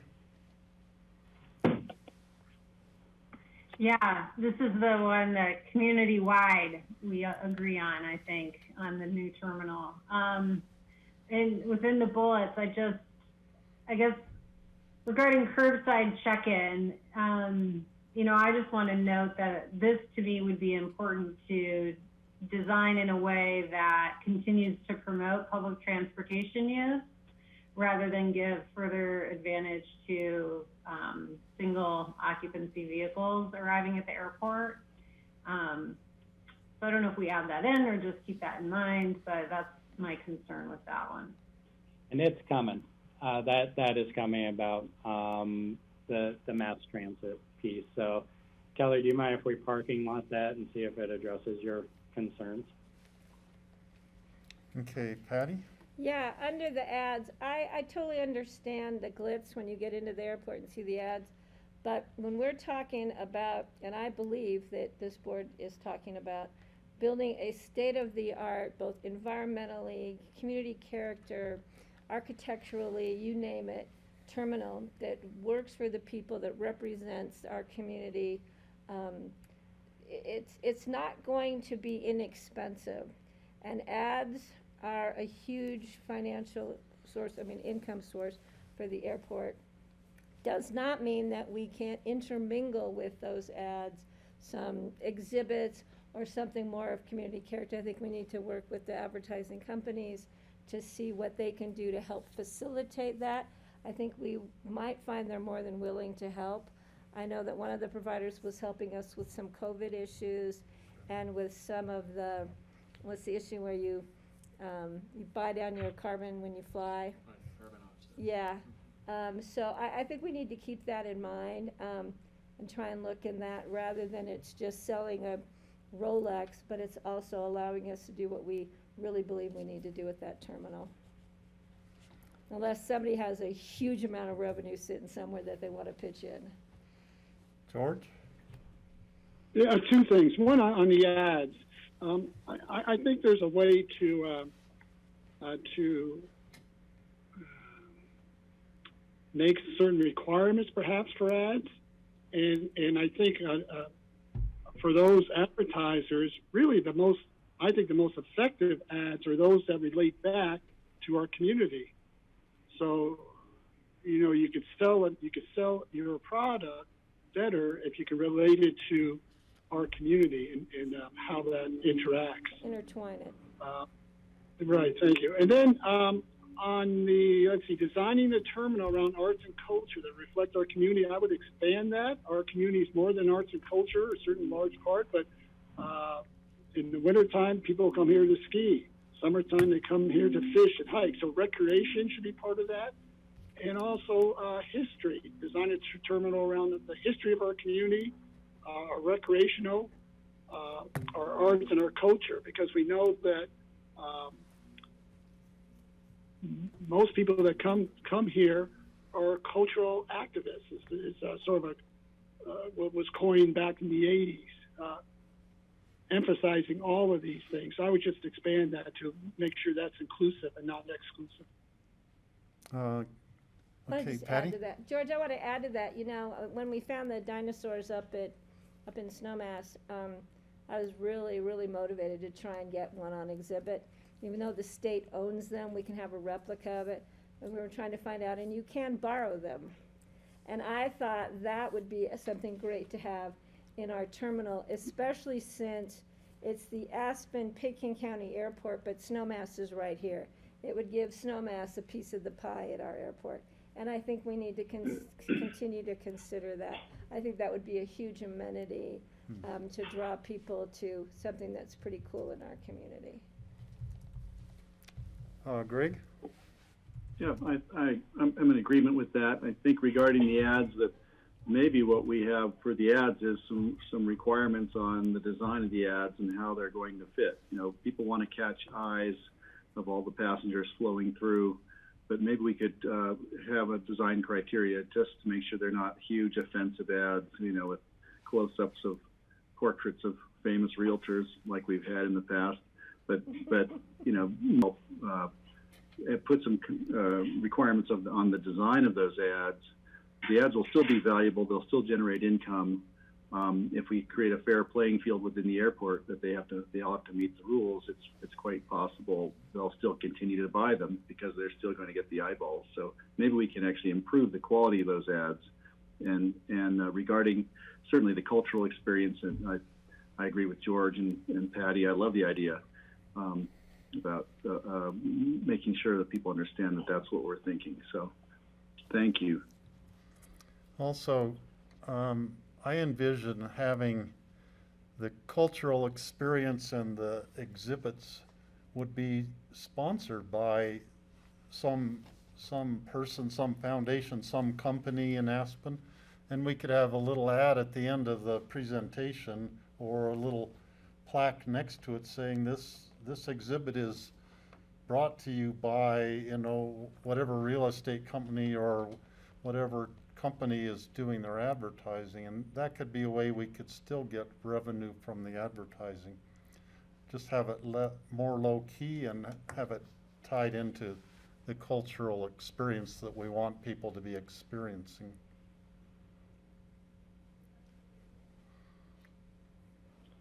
So it sounds like there's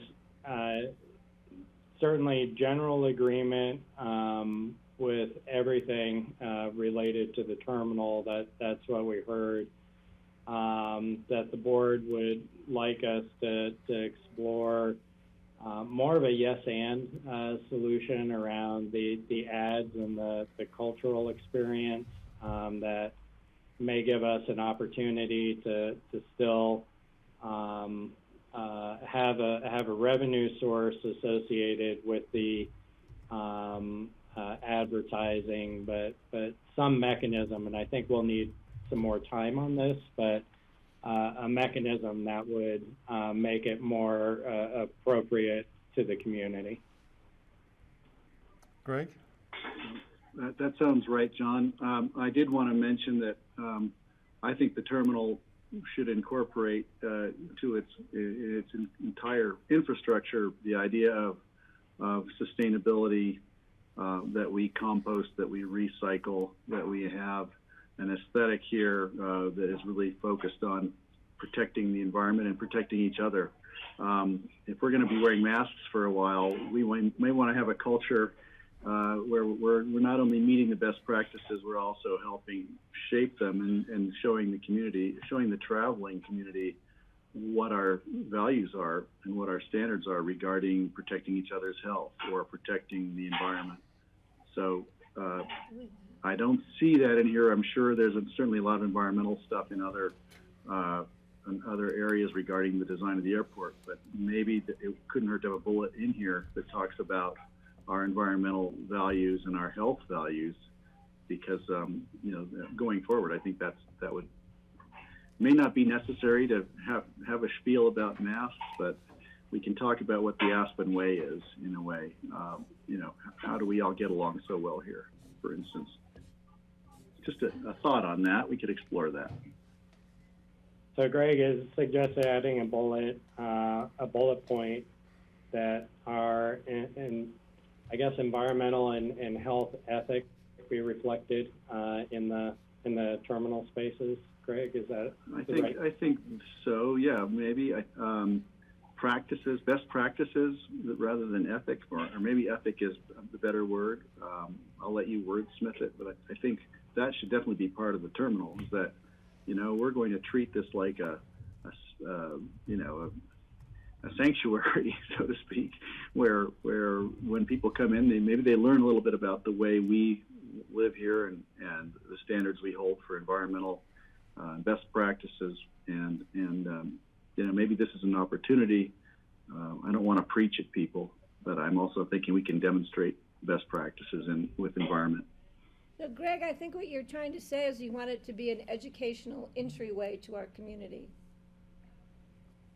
Educational only in that it's informative. It informs people about how you go to say you go to Europe somewhere, and they have ways of doing things, and that's what's interesting about the place. Maybe we can share that with this space and help inform people. Yeah, we do wear masks here, for instance, or yes, we do compost and recycle. This is very important to us. We pick up our dog poop.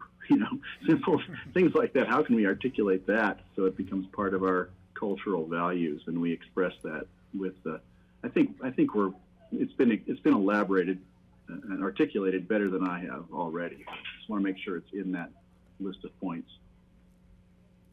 Okay, Kelly?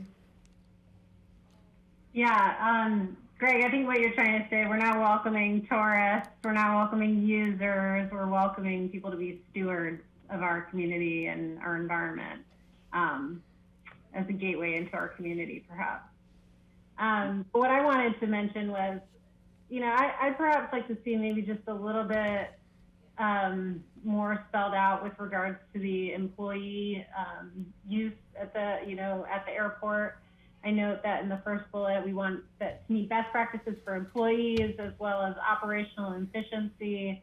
But we heard a lot through all the documents, throughout the vision process, was reaction by all the committee members of just how unpleasant of a work environment that it's over there for our county employees and, airline employees. And so I just wonder if there's an additional statement to say here about, or just at the end of that bullet, operational efficiency and employee comfort, or something along those lines. Is that in number 8, John? Yeah, the number 8, I think, covers that fairly well. And I don't know if the number 8 is one of our green ones. It is. It is. So maybe let's see if we capture it here, Kelly.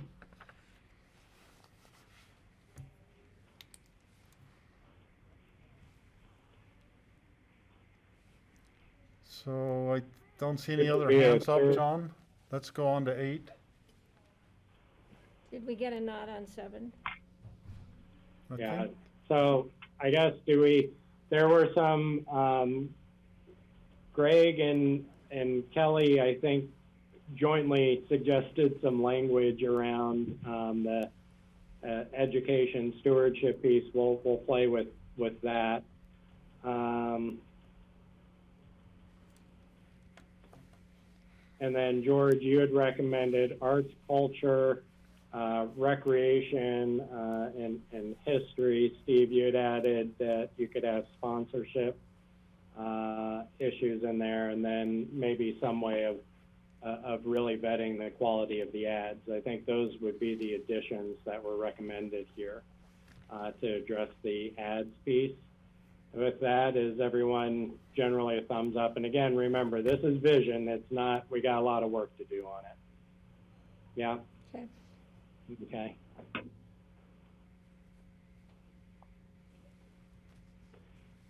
All right, let's see, Kelly, then if we capture the employee piece here on number 8.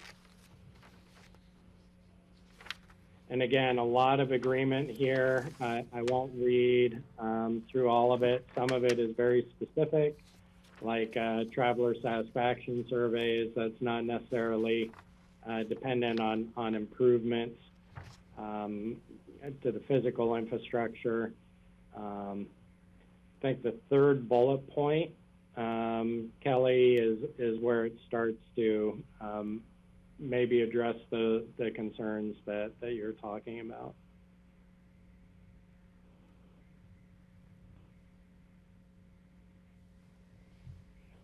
And the only one that didn't have unanimous agreement was the last one there, of course.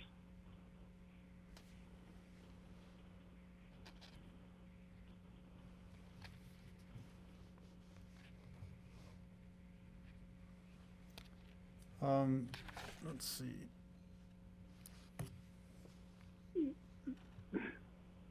Steve? Okay, yeah, George, go ahead.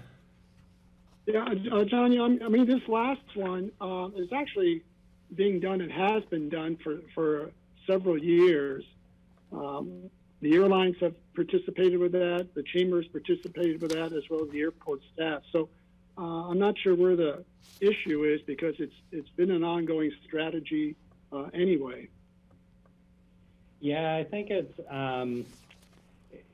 hasn't been a consistent strategy in terms of how it's handled and who's responsible for it. And so it is always a new conversation, I think, every year. Rich, you'll probably be having that conversation here pretty soon. I'm sure we will. Yeah, so George, for example, you know, at one point we had one airline who backed off of doing the busing operations and you know, started rebooking flights. We've had the busing operations piece. It is something that ultimately is an airline responsibility. I think what I read in these discussions is that there's some desire on the part of community members to get better control over the guest experience coming in from start to All right, finish. because the way I read this is just to help develop a coordinated strategy. Yeah. We're not Correct. trying to over the strategy, but we're just trying to coordinate with those players. That's right. So I'm not sure why I'd be interested to hear which board members thought that didn't really fit in, but. Yeah, George, I think it was just a thought that if it was just solely the airport's responsibility, and I think it's just clarification, and I think you guys have done that. There's multiple Okay. entities we Yeah, do. absolutely. Greg? Just want to make sure it's clear for me. You're right. If somebody can't arrive here because of weather, for instance, and their flight's diverted, that's pretty much not in our hands. But when they do arrive here late at night, are we thinking that we would try to have a plan in place to greet them at the airport? We'd have a space open and available. It becomes a bus station after the airport closes, or a taxi pickup and drop off point. Are we thinking about leaving the airport open longer for ground operations within or terminal operations, so people are not just left out on the curb in the middle of the night? Is that the point of this? Yeah, and I think it's about having a consistent, whether it's during regular operating hours or not, Greg.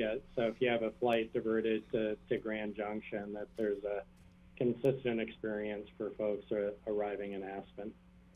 Right. I think it's a noble thing, and we should be, as part of our helping the passengers have a good experience upon getting here, regardless of how miserable it was getting here. I think it's worthy of conversation. It's an additional expense that we need to look at, of course, but it's a And the worthwhile same thing conversation. with Greg, it needs to be the same getting out of here for the people who are stuck at the airport, checked out of their hotels, their baggage has been checked through, and their flight gets canceled because of weather, and they're stuck. And we need to look at both coming and going. Yeah, we should understand what that would mean, yeah. And what happens now, and how can we fix that? Or should we be fixing it? But I'd love to learn more. So, John, on the second bullet point there, it talks about the monitoring the gate utilization and the impacts on staff. Should that be staff and travelers or staff and passengers? Why is it just limited to staff? Yeah, this was a robust conversation that we will get into when we start talking about the number of gates. And I know that's a conversation that I think we will probably spend some time on. There was a lot of concern about having some capacity for downtime, so having enough gates and capacity in the new terminal, that there were periods of downtime for recovery before you had a peak and people coming through the facility again. So it's not operating near peak all the time or in multiple back-to-back operating periods. And so the gate utilization was really a metric that the Vision Committee wanted to track in relation to its impact on staff and their ability to keep up with multiple back-to-back operations. And that should be used as one indicator for the board as to whether an additional gate should be added. Okay.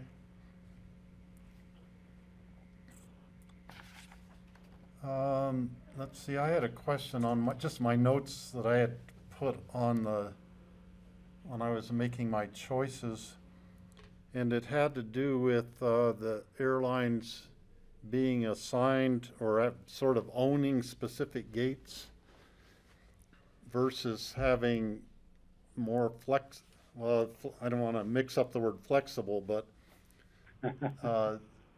so different airlines might potentially be using the same gate.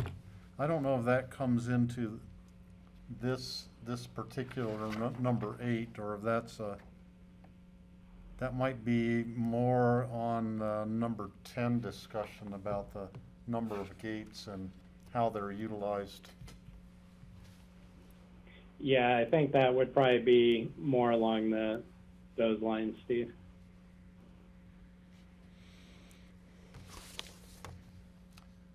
So I guess,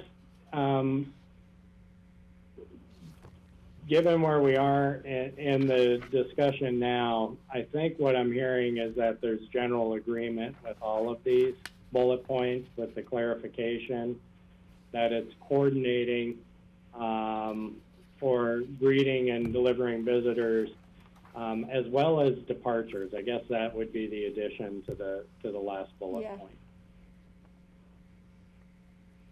Is there a thumbs up from everyone on these, or is there more conversation? Okay, so we can move.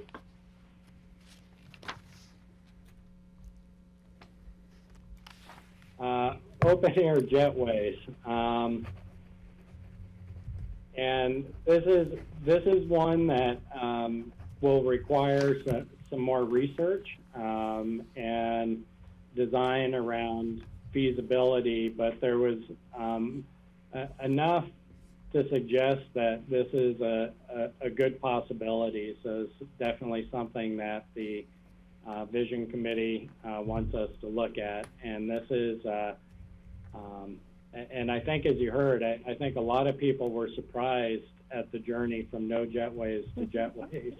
And that the compromise really was built around a couple of things. One, the electrical and tempered air hookups for the commercial jets to reduce the APU usage, but the open air piece It was really about maintaining the visibility, that the real experience of coming off the plane is seeing the mountains and such around you.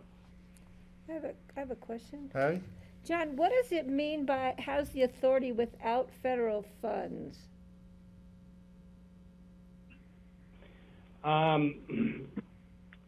Well, I think what that's referring to, Patty, is that we pay the majority of terminal expenses. Anyway, Yeah, so it's not necessarily a grant program, whereas there's a lot of conversation about how we're more preempted on the runway side and air side than we are on the land side, and this is reflecting that conversation.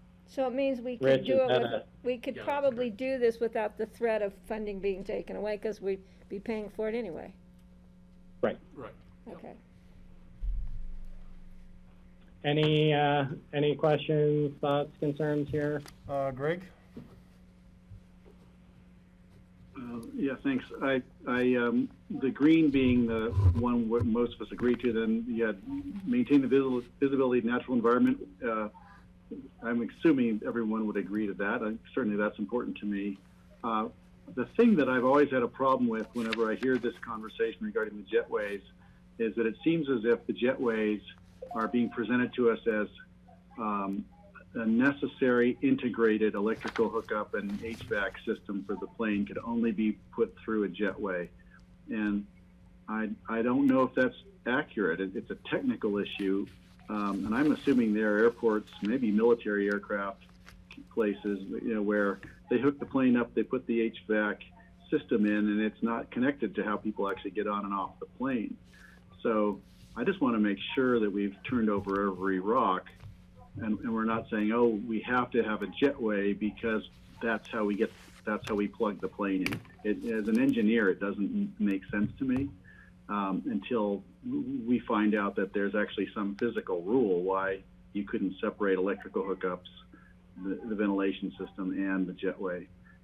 It's possible that it's just, if you're going to push air through, it needs to go through a jetway so that the people can get through the same hole the air goes through. I don't know, but I don't understand it well enough yet, and I've always been curious about this.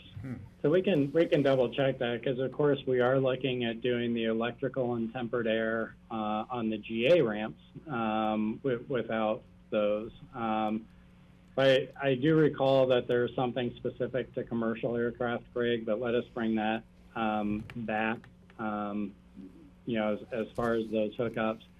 And there were additional conversations around safety and such that tip the scales in favor of the jet bridges.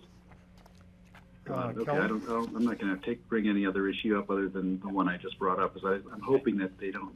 It's not like you can't have one or the other separately. Kelly? No, Greg, I can understand you wanting to flesh that detail out, but I think for me, and just reading the comments and hearing in public comment, the emphasis on a safer way to, get on and off planes, as well as being an inclusive community for all abilities, was what I heard more and read more in the comments that led to this recommendation for us. And I support that. I want us to, support the American with Disabilities Act and be inclusive and get people, into our community and out of our community in the safest way possible. That does bring up another point to follow up. Have we been in violation of the ADA, or has this been a major problem? I did not know if it had. From an ADA perspective, Greg, we do have accommodations. It's more challenging. We have had, and I don't have the stats off the top of my head, but there are a number of slip and falls on the ramps. So that is a bigger safety issue. John, I had the same thought as Greg. When I picture a jetway, I can envision the necessity to have a 3-story terminal, potentially, depending on the topography of what it looks like. So if the parking level is like on a ground level, and then you go up 1 story to get to the ticketing and the baggage claim area and all of that, and the security, and then the third, you have to have the 3rd story to get the people up to the level of the jetway for the getting on the plane. And if that is true, that we would end up with a, you know, potentially a 3-story terminal versus a 2-story terminal, I would be more in favor of doing the 2-story terminal, having the people walk out on the tarmac and up a ramp like they do now, and plugging the planes into something like Greg was envisioning, where there's a trap door out there by the plane. They open it up and plug the plane into the air and the electric when they pull in. So I'd like to have you look at that more and see if there are other possibilities out there. George. Well, I was just saying, it sounds like we're getting more into design than vision, and it's past 1 o'clock, so. Yes, thank you. Yeah, so Steve, we can definitely look at that. I think the real question around the jetways had to do with the electrical tempered air hookups, so we can just, you know, double check those, as well as the accessibility and safety issues were really what drove those recommendations. There was never a discussion about needing 3 stories to make that happen with our airport planners or such. So, and they understood our sensitivity to height requirements. I do want to note that I think we are at 1 o'clock. I know you guys were waiting for a lunch break there. We do have more time scheduled. When is our next time scheduled, Rich? Do you remember? I don't have it right in front of me. It's Tuesday, September 1st, I think in the afternoon. And so we can bring back, there's some additional information requests on the goals. I think we can start there. And then come back to the recommendations piece and keep working through. I think we can, I know it's laborious, but I think it's important to go through each one and get these questions on the table. Yeah, Steve, absolutely. Patty? I'm going to be traveling on that Monday evening, so hopefully I will be successful in returning home. If not, I mean, it could be, God only knows when, but if we could make sure that's scheduled in the afternoon, Rich, because. Yeah, I think we're looking right now at 2:45 to Yeah, that gives 4:45. me a better chance of being here. Okay, Yeah. great, thank you. Because I might be in transit and not be able to zoom in, so, in the morning or You bet. middle of the night, so I'll do my best to be here. Okay. Thank you. Okay. So we didn't do a thumbs up on that, John, but I think, I think we you know, need we more do want a info. little more information on it, but I think probably need more discussion on the jetway thing, even though if it's necessary, I think we all agree if it's necessary for the hookups and then it is what it is, and, you know, we all accept that. As long as it's an open air Has or to with be- windows and. Has to be an open-air jetway. I think the open air, so you can smell the cold air, kind of a Or the feeling. jet fuel, I don't care. With the jet fuel. And that was a significant discussion. So it sounds like we're not ready to give the thumbs up on this one just yet. All right, we will pick up here September 1st. Thank you all very much.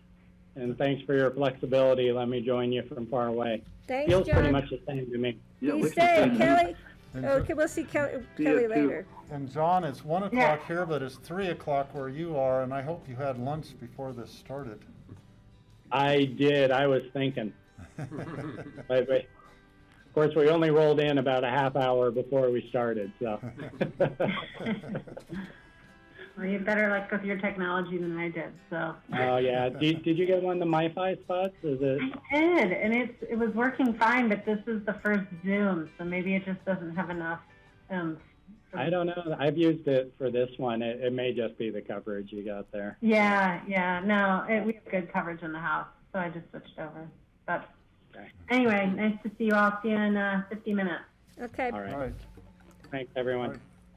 So we will be back at 2 o'clock grassroots for taking up the rest of our agenda today. So we'll see everybody soon.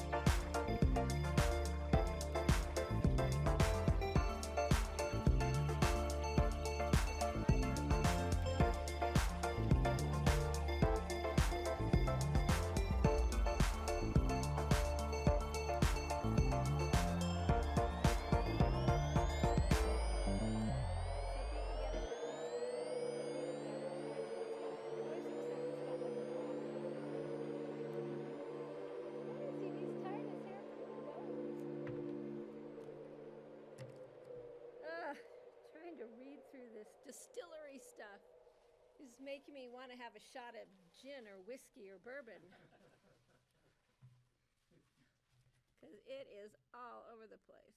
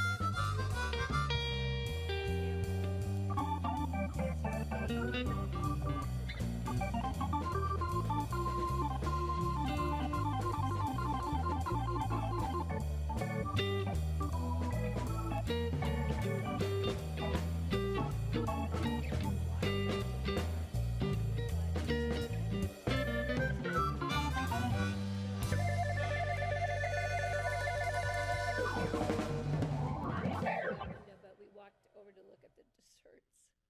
Heather's desserts are like out of this world. She had a pistachio cake. I'm not a really big, pistachio person. The frosting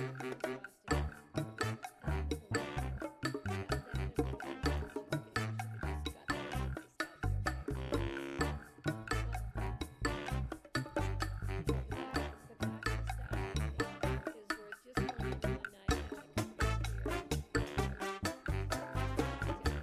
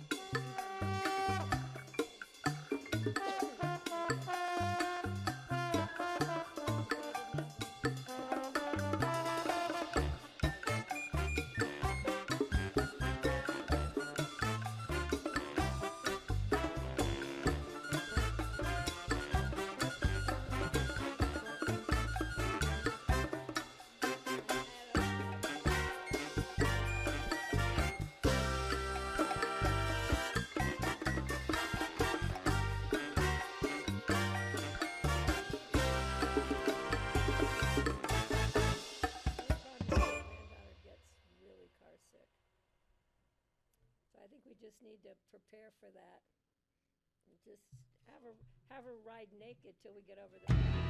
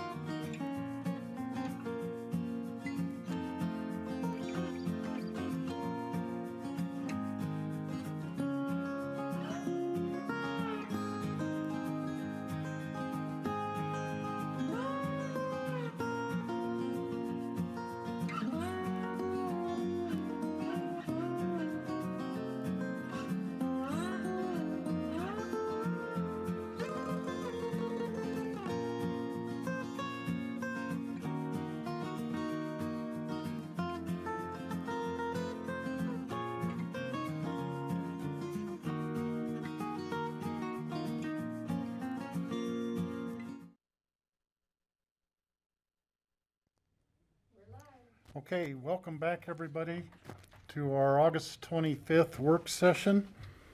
Next up, we have a discussion about the Phillips Mobile Home Park site planning. And we have Kara Silbernagel is, I think, our presenter on that, and I'll turn it over to you, and then you can introduce our guests and turn it over to them. Thanks, Steve. Kara Silbernagel, Policy and Project Manager and with the Manager's Office. So today we have Laura Kirk from DHM Design and Bob Schultz from Robert Schultz Consulting, who've been working on this Phillips site planning project and is circling back with the board today from the discussion a couple of weeks ago. So want to hand it over to them as follow-up from that board's discussion. Okay, thank you all. This is Laura Kirk from DHM Design, and I'm going to run through some slides, and then Bob Schultz will follow up with some additional slides. And please feel free to ask questions as we go along. This is a follow-up to our meeting with you in July, and so we've taken into account your comments and have tried to reflect those in the presentation that we're going to share with you today. So what you see here is we're calling it the revised conceptual plan. We heard, that we should really be focusing on the plan that had been approved by the commissioners in August, and so that is the layout that we have here, with the one modification where the housing for the relocation units has been moved to the upper side of Lower River Road. So this creates the opportunity for the entire parcel between Lower River Road and the river corridor to be used as open space, and to look at partnerships with Open Space and Trails or Healthy Rivers and Streams or other organizations like that for future uses and management of that open space corridor. We have there are 10 relocation lots there shown just above Lower River Road, and we have counted that correctly this time. In response to comments from the commissioners, we are looking at dispersing storage across the site. The final locations for that are still to be determined, but what we will look at is having storage in closer proximity to pods of units, if you will, so that there would be storage at near existing hillside units.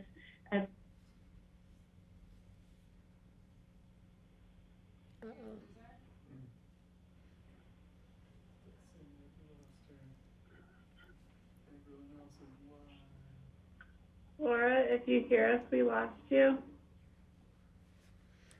I love technology. I'll jump in until Laura gets back.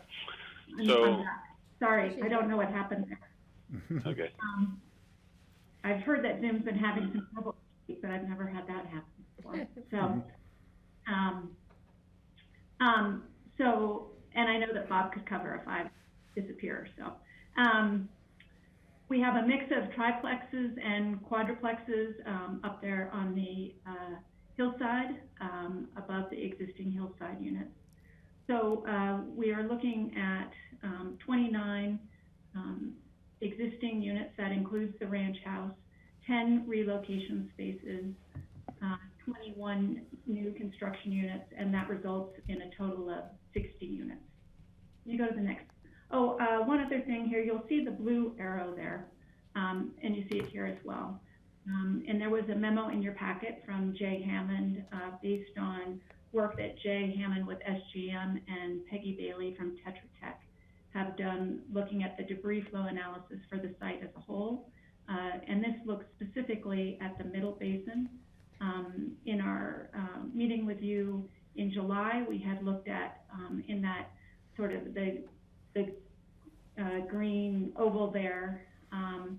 having a debris flow basin. But based on comments, we went back and Jay worked with Peggy, and they feel that a debris flow channel is also a viable option. And there are still maintenance associated with that, but the feeling is that the amount of debris flow that we're looking at is not that great, and so that this channel could be easily graded into the site in a way that does not disrupt the character of the landscape and achieves moving the debris flow in a way that's safe and away from the residents, and results. There will be some maintenance. There's going to be maintenance no matter what the solution, but that it's a sustainable proposal for going forward. So this is just a zoom in of what we showed on the previous slide. Just one note here, what we're looking at for proposed units then with the mix of the relocation sites, the quadruplexes and the triplexes, is a bedroom count of 54 new bedrooms, and that translates into full-time employee equivalent of 66 FTEs, and that's a data point that we include just as that would tie into the APSHA guidelines. You'll see from both the agricultural acreage and the open space acreage that we're really looking at a development area for the housing that's pretty compact when you consider the whole of the Phillips property. Can you go on, Bob? Did we lose? This is the next slide. Oh, thank you, Bob. So in this next slide, what we're really doing here is the orange line is a parcel line that we want to talk about with you as we get a little bit further in the presentation.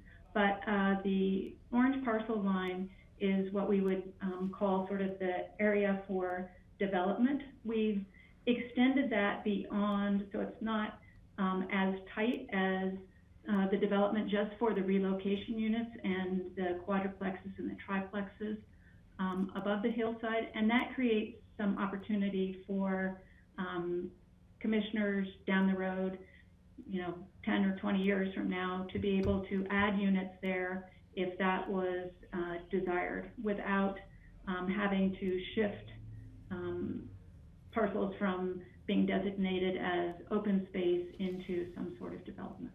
So the units that you see there in yellow are units from previous studies that we've done before, as just sort of a placeholder for where some kind of phasing of housing could happen at a later period of time. Similarly, there's another unit or two that could happen there at the end of the road on the down valley side above the hillside. So that preserves some development options for the future. Next slide, Bob. One other thing that we looked at was just what if you wanted to use a triplex down there at the relocation site instead of creating the pads for single wides. And so here we're showing how a triplex fits in there. It really depends on direction from you all and maybe what we hear from the residents. But a triplex unit is pretty compact. It fits well with the grades of the site, and we're showing that here. So in this scheme, there would still be 7 pads for single wides, and then the triplex for 3 additional relocations. Kelly? I don't know if I call on you, maybe Steve. Yeah, Kelly. Kelly, go ahead. Sorry about that. Oh, no, thank you. My question is the package plant sized to meet any potential future additions? The package plant is a modular system, so that additional modules could be added on if necessary to accommodate future development. Thank you. Patty? I'm sorry if I missed this. Where was the proposal for the storage units that used to be right in the face of the relocation lots? We're, what we had talked about, Patty, was that we were going to look for dispersing those storage units across the site. And so we don't have specific locations for that yet, but we understood that like in front of those relocation pads was not a desirable. Right, okay. Yeah, you're right on that. I just want to make sure I didn't miss something that you had placed them. And the other thing is,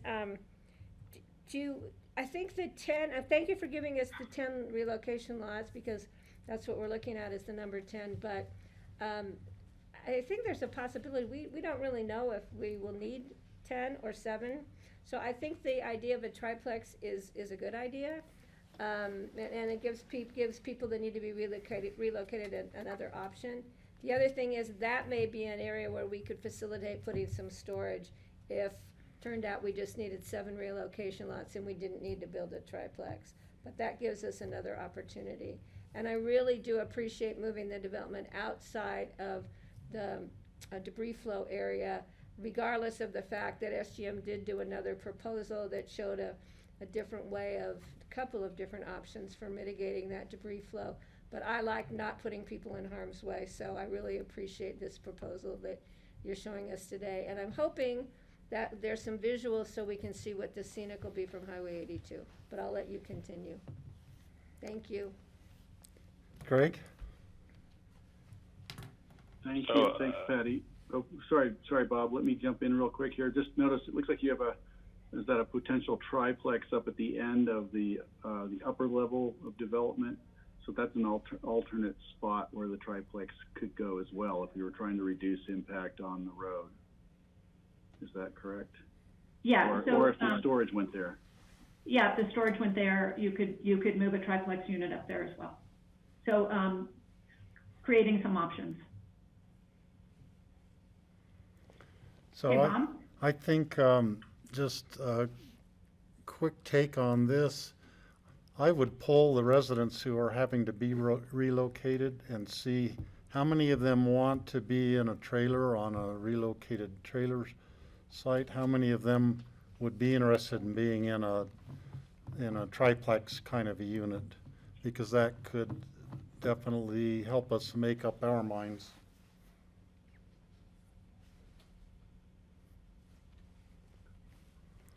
Greg?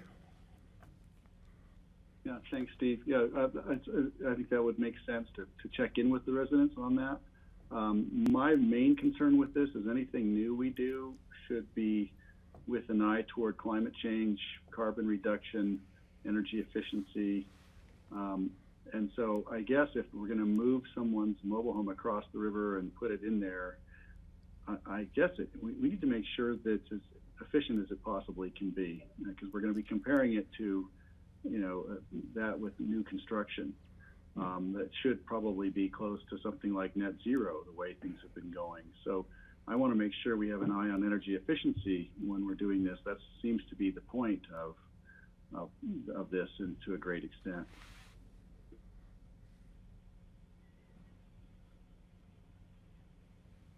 Steve. Okay, Patty. Another area I think we need to maybe discuss is the increase in the 21 new units.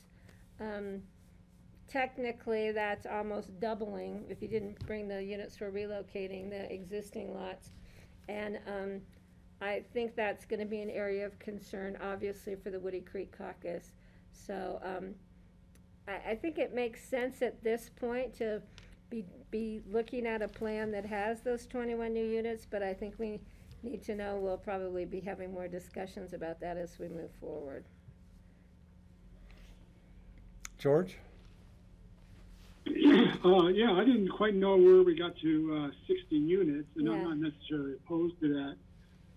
Knowing that these will probably be phased in over a period of time, and then we have to sort of tackle the cost and who's going to pay for it. So it's obviously not going to go all in at once, regardless.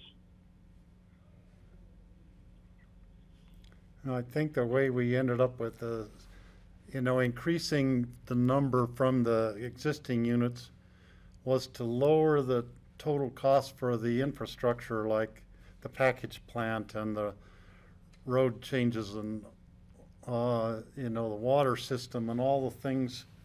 By adding more units, that lowers the cost for everybody, because if we didn't add any more new units beyond the 42 or so, the cost would really be prohibitive for the existing residents. I think that's how we ended up with sort of the approximate 60 number as being something that's probably doable and would be amenable to the community.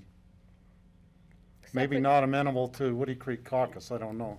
Except for the fact if we have to put in the infrastructure sooner than later, and so somebody's gonna have to front that cost because those other upper units won't be built for a while. Mhm. And I think our better opportunity to lower the cost was to look at grant opportunities. And there are some grant opportunities for infrastructure improvements that I know we're gonna be looking into, because I think a hit of any significant amount to the current residents might be too much. So we need to look at other funding opportunities besides just building more units.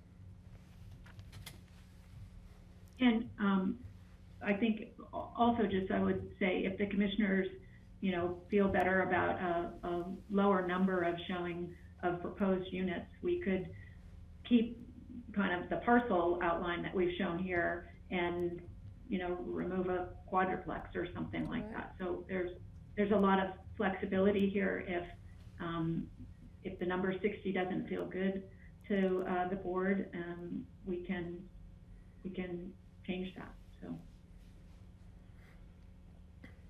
if we could I think Bob's got a few more slides, if you want to go ahead, Bob. Yeah, go ahead. Okay. One of the ideas that was brought up at the previous meeting was kind of a Y road, a split road. So we started looking at that, and we initially looked closer to where the existing units are, but we had problems with grade that sent us up valley, and so we ended up looking at down where the entrance was planned to be, and found a way to make a Y work, and so it is a possibility. We end up putting some units down there towards that debris flow area when we do that, but it is an option, and that was one of the requests that we look at that during our last meeting.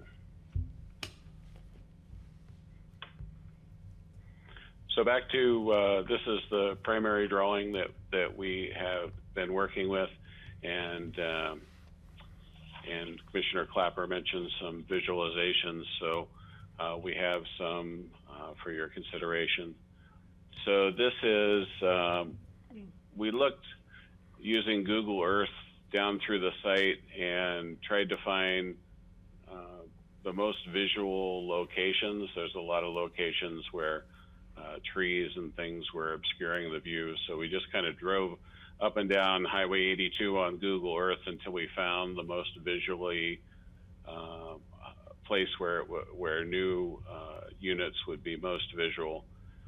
So this is we're on the up valley lanes, so it's the higher section of the highway, and if we were in our car, we would kind of be looking over our shoulder backwards here, and this gives you a sense at 50 miles an hour. This wouldn't last very long, but it does give you some sense of the overall site layout.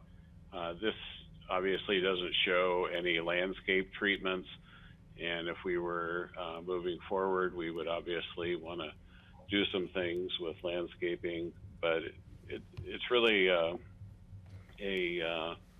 kind of a first blush look at answering that question that the commissioners asked.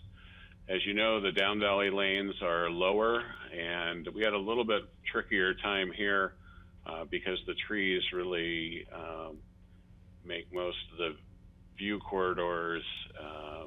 It makes it difficult to look into the site, but this is a good one that we found. So we are up valley of the site here, and we're looking down into the site. And once again, if we were moving forward on this plan, we would probably look at doing some landscaping to help soften some of those views into the site from different angles. So it's a good exercise in trying to get a sense of what could be out there, and so we wanted to share that with you. Can I, Patty? Bob, what size is the unit on the far up valley side up above? Is that a quadruplex or triplex or the biggie, the big one you see on the top section? The one closest to you is a quadruplex. So we could maybe rearrange the tris and the quads is based on a view plane, because maybe if we had a smaller structure there, the impact wouldn't be as great on the scenic level. So there's some things we could do outside of just landscaping. It might just be more about planning the building configuration. Yeah, that's something that Bob and I definitely talked about. I mean, Okay. we're showing kind of blocks here, Okay. but if you really, you know, at the appropriate time where an architect was involved in this, you know, we would use these and want to be thoughtful about the massing, and just like you're saying, Patty, creating, you know, a step up or something like that, so Yeah. you're not at end there seeing What we put where such- and why. Yeah. Okay, thanks, Laura.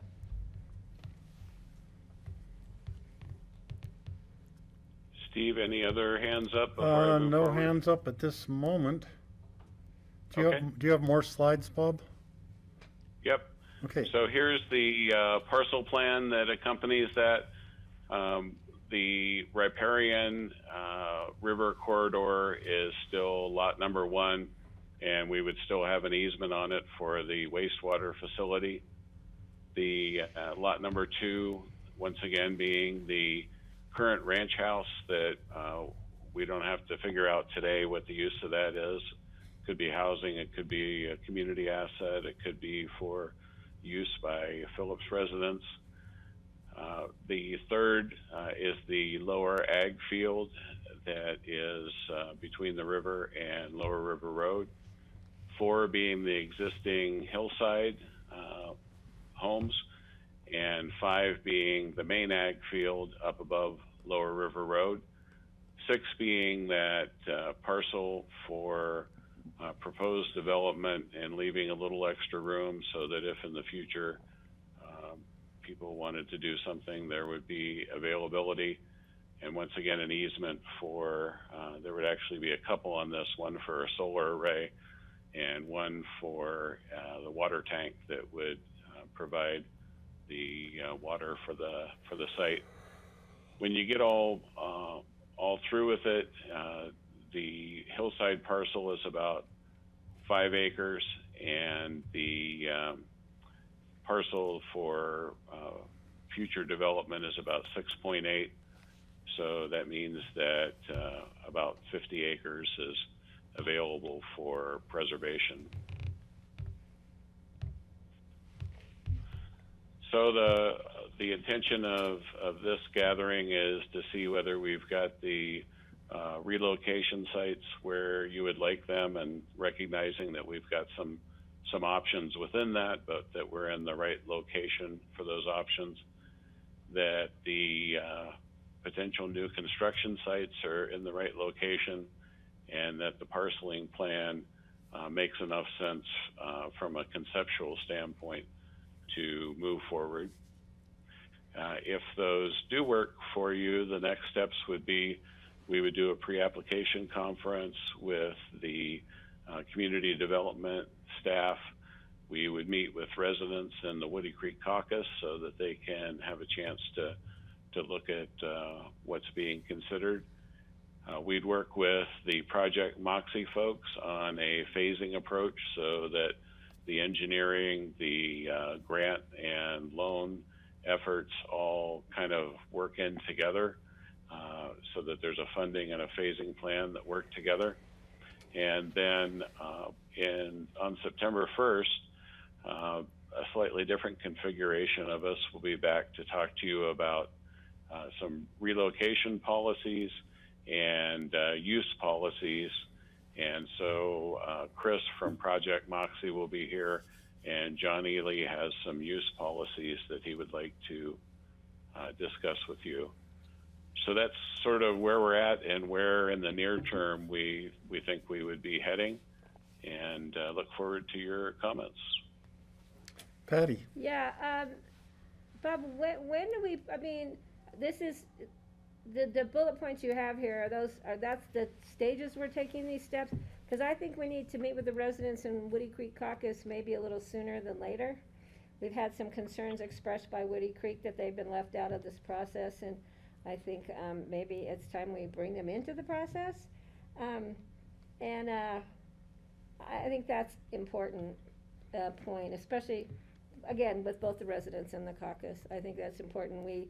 At least if we just meet with them and bring them up to speed as to where we are and what we end up with today before we get into anything that may make them nervous that we're already set in stone.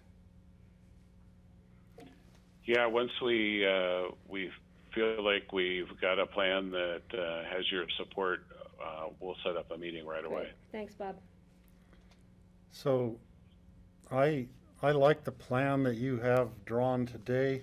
There's room for expansion without doing major changes. You could add the Y in there, for instance, without doing any major changes. There's possibilities for doing either trailers or a triplex, or even where all the trailers are, potentially we could build more triplex or duplex kind of units there also.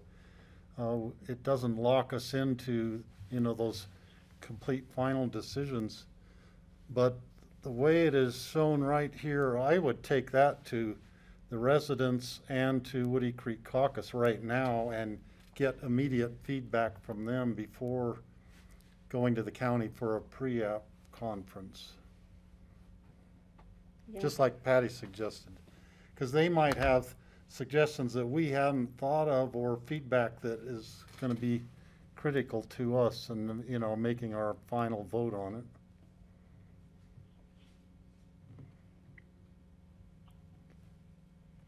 Greg shaking his head yes, I agree agreeing with with that. Greg? Yeah, I bet what Patty and Steve are saying makes sense to me. Of course, my biggest concern, when you see the renderings, is the massing on the hillside is always a little shocking. The idea of stepping them maybe so they, it's not a big quad on the upper south side, the first thing you see. Visibility from the road is probably the most important issue from either of the roads. So if we could move a triplex up to the back row and it would be more discreet, I'd certainly like to do that. I think that's, the visual impacts are going to be the biggest impacts on the neighbors, perhaps more so even than traffic and other concerns they have. So that's where Woody Creek's going to come in. Thanks. George?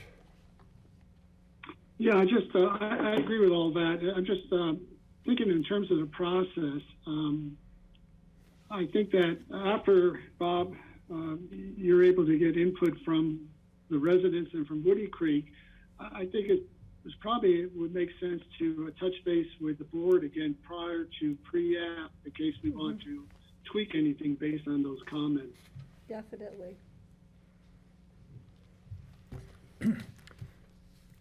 I have one other thought too. The way the debris flow basin and the blue arrow are shown here, I think we were looking at an either or. You either do the basin, or we do the alternative thing that SGM is suggesting.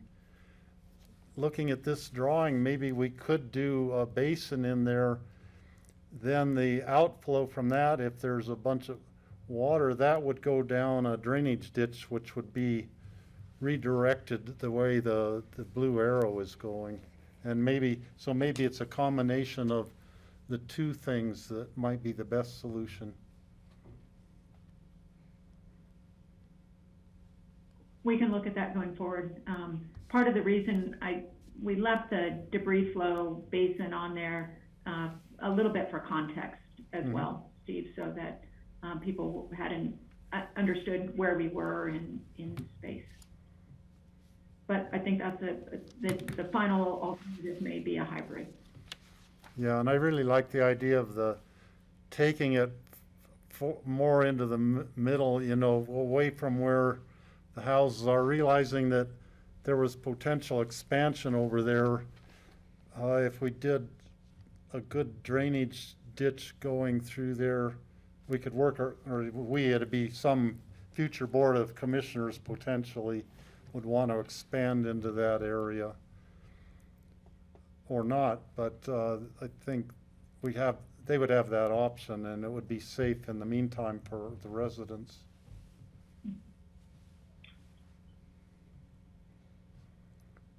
Kelly.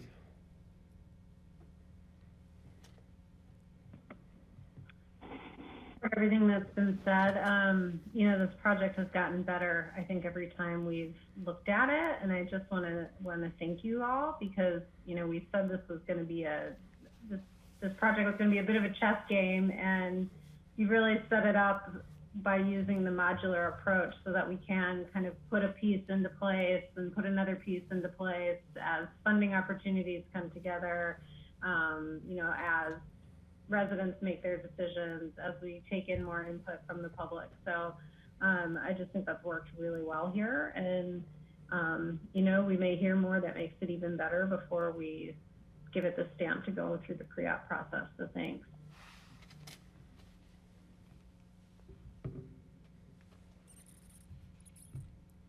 Okay.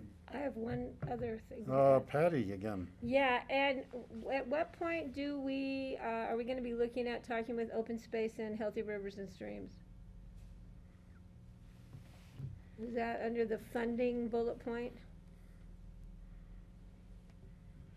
Yeah, I think once we feel good about the parcels, then it gives us, you know, something specific to talk to them about. Great, okay. So everybody's quiet post-lunch nap time. No, I think this is a good proposal to bring forward. I think there'll probably still be some tweaking that's done after more public comment, but I think this kind of resolves a lot of issues I had, and let's see what the residents think, and it's, you know, it's where they're going to be living. For the majority of them, they'll be staying, and let's see where it goes. Yeah. I think part of the piece to take to the residents and Woody Creek would be the financial analysis of showing the 60 units and what the per cost unit is for the improvements we're contemplating. Because we looked at that a long time ago and looking at the big picture, but I think especially for the Woody Creek Caucus, if they see those the financial figures might change their minds on. I don't think that's going to change their mind. Well, perhaps. You know, they want no density. I think showing them the flexibility opportunities of being able to phase in more units, or, you know, move some out or around, but this is where we're starting. But yeah, I have a feeling I know where Woody Creek's going to go on these numbers, but I do too. Greg. Wishful thinking. Question maybe for Kara or Bob, if you've been involved in this, just back to the energy efficiency thing. Of course, as we get into design of these, I think that's going to be something we'll want to talk about.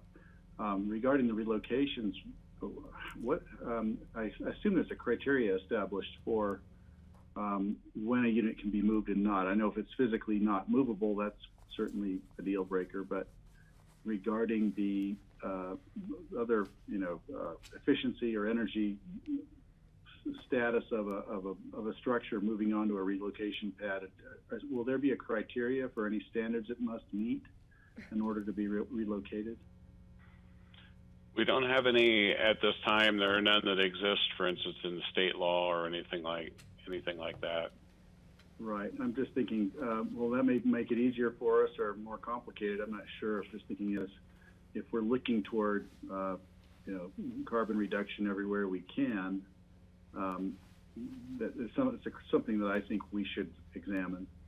And maybe if there is no state law, then we can decide how we want to proceed on that. Yeah, and there on September 1st, there's kind of an introduction of the topic of relocation issues, and it goes to some of the things that you mentioned in the past. So I think that that gives us the venue to at least start that conversation. Great. Yeah, thank you. Yeah, as the landowner and the landlord, I guess, we should be focused on that along with everything else. Thank you. So Steve, I really, Patty? and Don and Laura, I don't know if you, and I think Kelly has brought this up in the past, is subdivision. With these different parcels, is there any way we can subdivide land ownership for the parcels that are gonna be new, the relocation lots and the new units up above? Is there some way we can, that process, because that process will be cleaner and easier to do on the first get-go than it is to subdivide the existing lots, because I know from past history how difficult that is to fairly, equitably subdivide existing mobile home lots. So I didn't know if that was something we could bring into the process on the new builds sooner than later. But that's a thought. So we've been getting improved survey information. I'm not sure that we have all of it yet, but we're getting more detailed survey information for that hillside area so that we can go through that exercise. There is still kind of a couple of models out there, one that we're most familiar with that the county was involved in at the other Lazy Glen and Aspen Village and Woody Creek, where we would go in and draw some lines. And then there's also been some discussion about kind of the rock model, the cooperative model. But once again, once we have our parcel line, then we can make a stab, and we have that better survey information, then we can make a stab at looking at parcel lines in there around the existing units. But I'm talking about the new builds. Is there any way we can allow them to subdivide prior to the existing? I don't know if that's something we may want to talk about, if it makes sense or if it doesn't make sense or if it's even possible. For the relocation lots? The relocation and the new builds up on the higher bench of the hillside. Right. Just yeah, those would be condominiumized up there.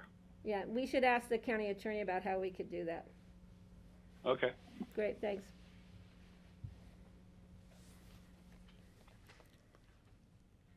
Okay, further board input at this point. I think what we heard is that generally the commissioners are good with what we've presented here today. We'll take this and go meet with the residents and the Woody Creek Caucus and then come back to you all with their comments and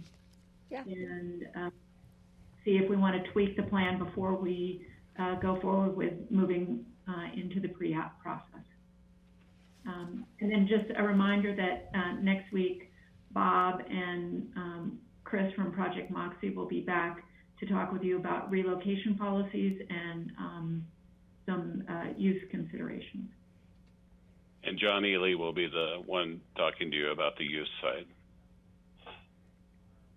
Okay. One last thought from me. We want to be able to sell this to the Woody Creek Caucus people, and I would point out to them that we are really creating a riverside park on the other side, the highway side, where the units are going to be removed from that. And so that could be a community amenity that I think would probably be, we have to figure out who's going to be able to use it, but I would envision that Woody Creek residents would be some of those who would be able to take advantage of that park. I think that'll be just a really neat, awesome park, personally.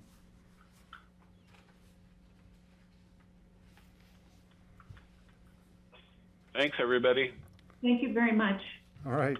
One Thanks. other quick, Thanks, Bob, Laura. Yep. Okay, George. George has one more item. yeah, just to follow up on Steve, you know, the Woody Creek Caucus has been looking for a new community center since they lost their old one. And they've looked at least one site just down the road. But this may provide an opportunity for a community center utilizing the ranch house as well. Yeah, good idea, George. Traffic. Traffic. Where are they gonna park? They'll ride their They bike. can ride their bikes or ride the Woody Creek shuttle down there. Or their horses.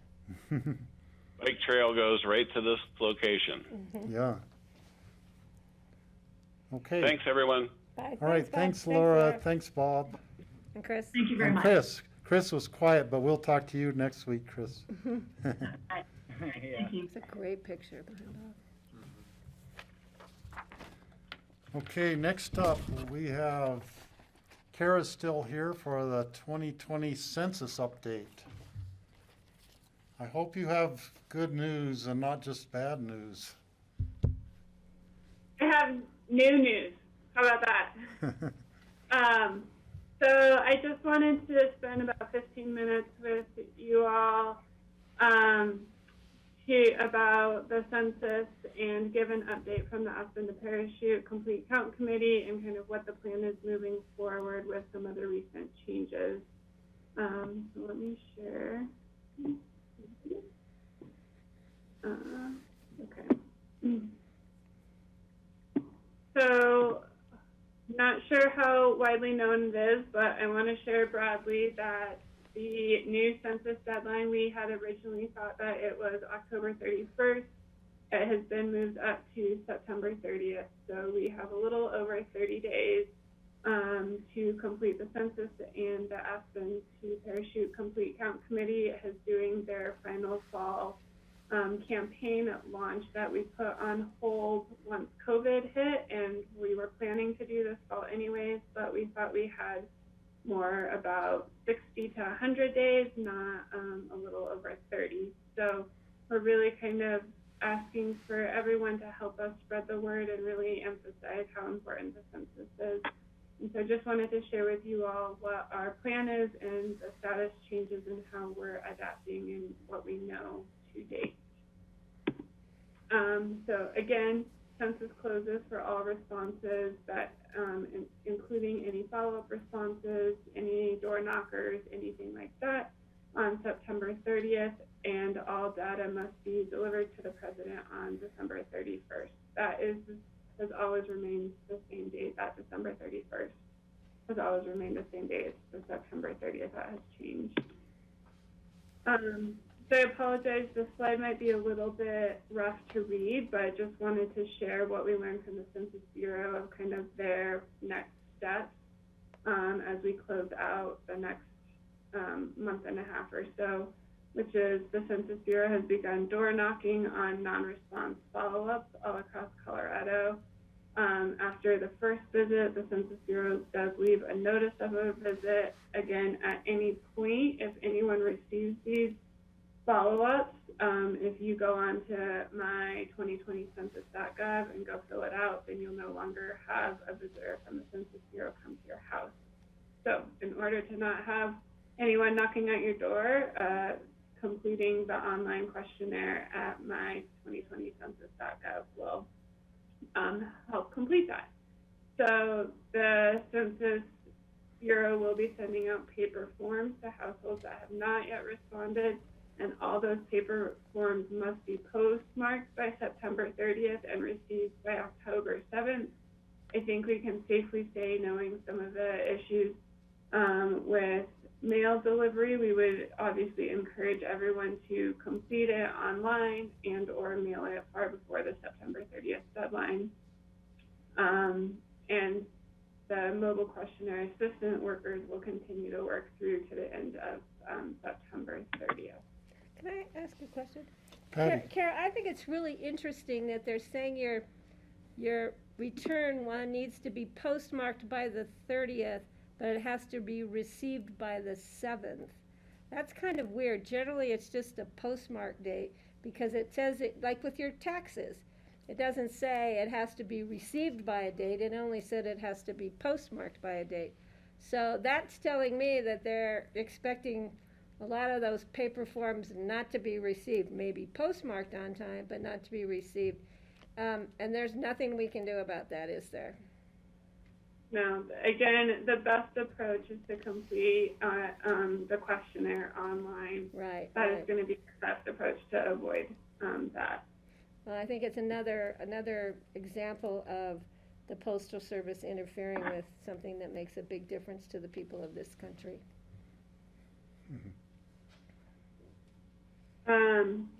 So as of August 24th, these are the self-response rates that we've been seeing.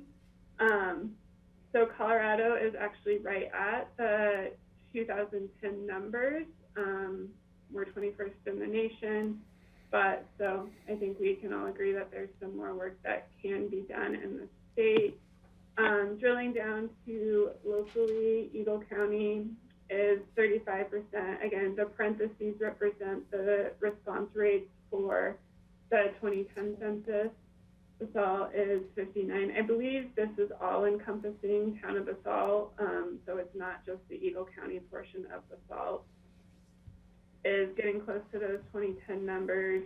Pitkin County, we are still slightly below the 2010 numbers, and then you can see how it fares for Aspen and Snowmass Village. An interesting piece about Snowmass Village and why it may be representative low is that we actually did a lot of legwork before the start of the census, and Snowmass Village in particular identified additional housing units that the Census Bureau did not have in their mapping data. So their response rate, it's somewhat difficult to argue against the 2010 numbers because they actually have more households now within the inventory that were missed in 2010. And I'll come back to Pitkin County. I'll just share real quickly then in Garfield County, 64%. So above where they were in 2010 and some varying degrees across their municipalities. But to hone in real quickly on Pitkin County, I think what's really important here is that the percentage is based on total housing units in the county. So this is a difficult target for us, knowing that we have a large second home owner population, is that we know that we will never see 100% response rate because that would assume all households were full-time residents.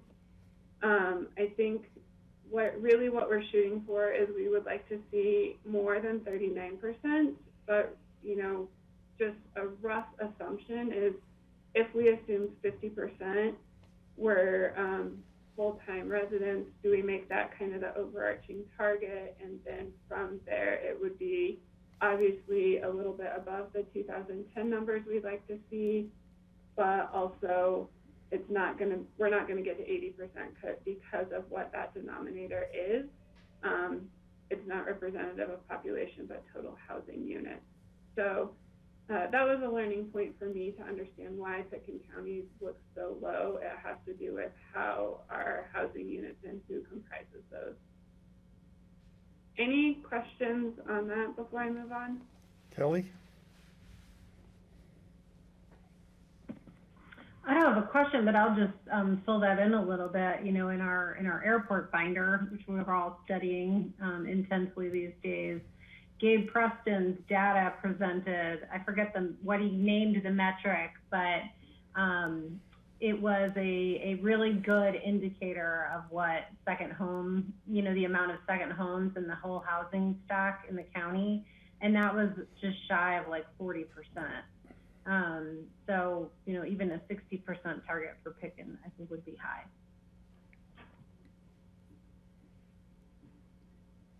Yeah, and I will share, one concern that obviously I think a lot of rural resort regions have is that you are still asked to track where your residence was on April 1st, 2020. We know that with COVID and changing dynamics, those might be different, but that is the best baseline that we have to work with. And so just knowing that that's where people need to fill out the questionnaires, is for that April 1st living situation.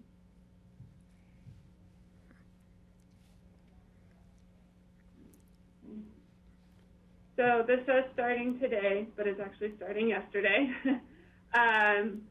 We will be pushing out an outreach campaign. Again, this is the entire Aspen to Parachute region, so using all local stations, including partnerships with like La Tricolor and La Nueva Mix, print ads in the newspapers, as well as digital ads in newspapers, social media campaigns, and updating the Trusted Voices video campaign that we had used.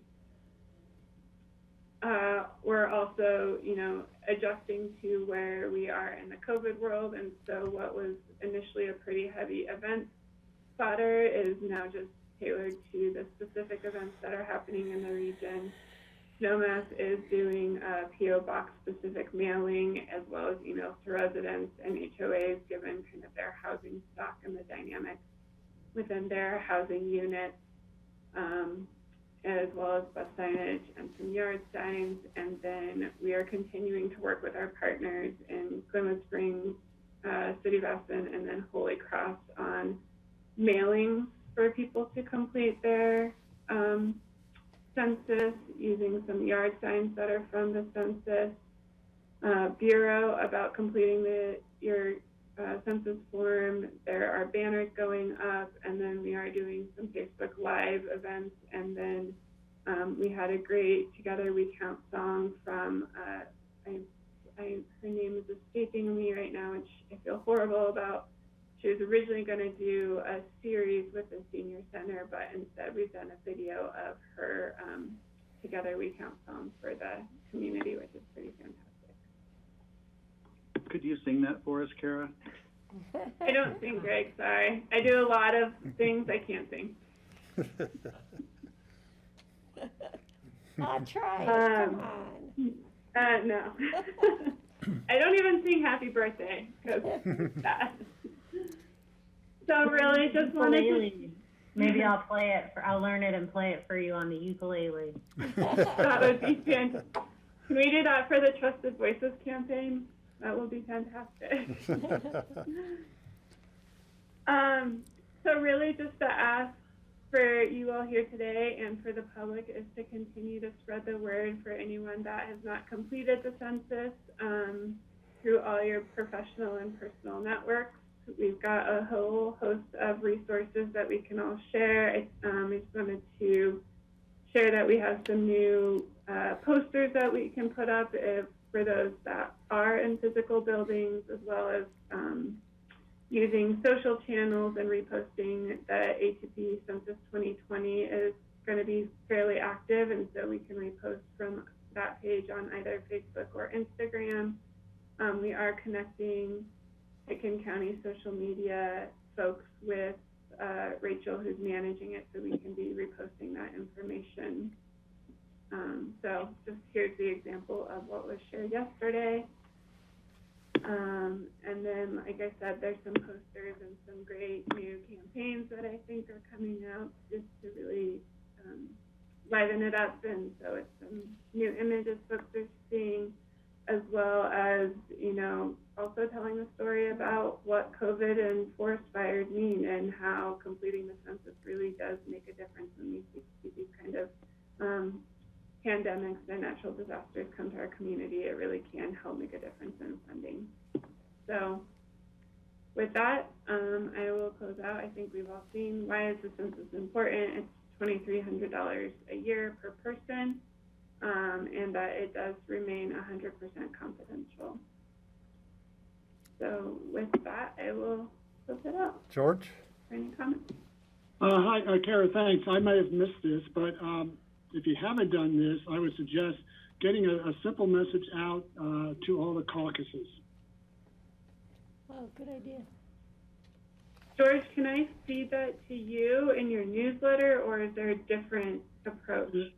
Well, my newsletter is already done for this month, but I would just use the addresses that you have upstairs for all the key contacts of the caucus. If you send it to the key person and ask them to distribute through their email, hopefully you'll reach a lot of people. Ellen Cezanne will have that too. Or Jeanette has it. It's the website. Anyway, Great point, thank you. Do you have any yard signs? Yard signs? We do. I requested them 2 weeks ago, and I have not followed up of where they are. So I will follow up, but we do have yard signs. I'd like some for my neighborhood, please. Rich? Yeah, Steve, Amy just mentioned, Kara, if you want to get it to grassroots, she can put that on there as well. That might be a good resource for you. Grassroots can do with a runner Yeah. or banner thing. Okay. Okay, thank you. And there's one more thing that someone can do to help the census, the enumerators who go around door to door. When they show up at your house, which they showed up at our house, even though we had already sent in the form long before, I was able to help the guy to tell him there are 5 houses right there that nobody was living there all winter long. Nobody was there April 1st. He doesn't have to spend any time trying to determine if someone was living in a house that didn't have anybody in it.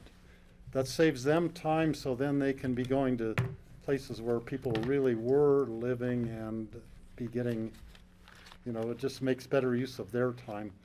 So anybody in the public could help out by just offering that information to the census person when they come to your door.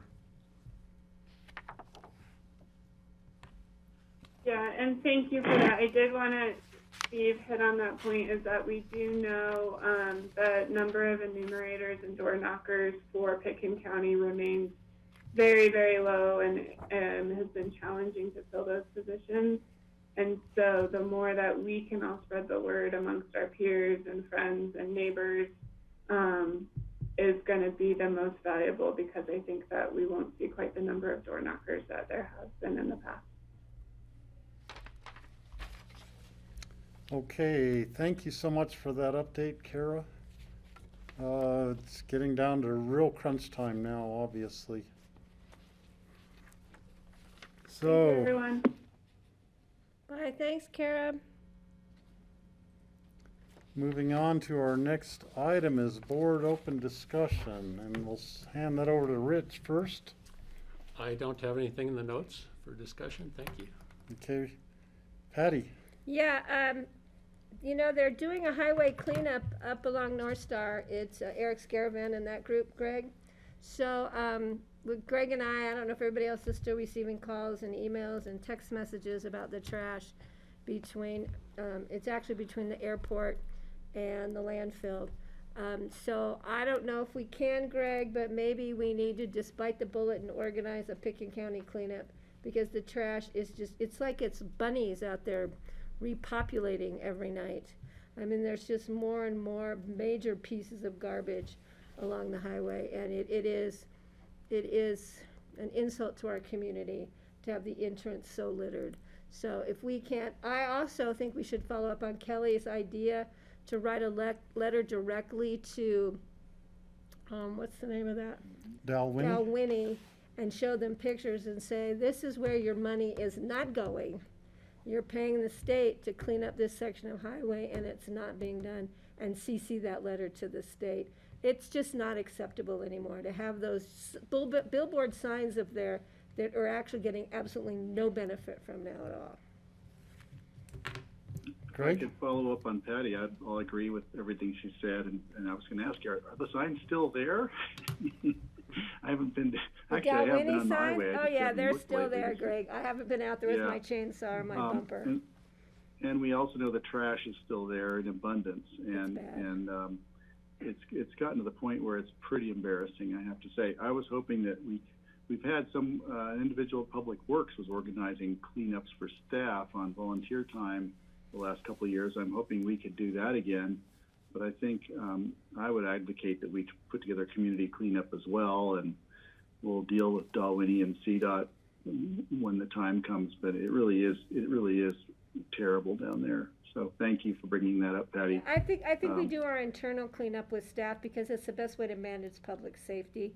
We just have to figure out logistics with COVID, with van rides and all that stuff. But I mean, I was gonna stop the other day, but I couldn't, the insulation pieces were so huge, there's no way I could safely get them into a bag and into my car to take them to the landfill, but it's disgusting. The thing that I wanted to bring up regarding that was, no doubt we have ordinances about covering your loads, and do we have enforcement? And is there any way to strengthen the rules about traveling with an uncovered load in a pickup truck or a construction trailer or a landscaping trailer? You just see the stuff flying out, and Greg, they don't seem to have any regard for covering it. I believe it's state law, and it's enforceable by state troopers or the sheriffs.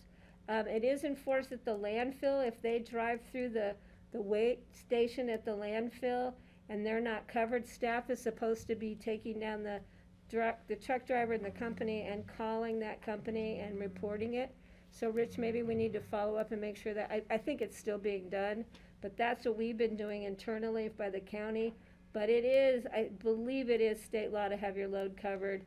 And I've been known to write down names and numbers of trucks that drive by me with uncovered loads and call their companies and tell them they need to keep that truck driver intact with his load not being covered, so.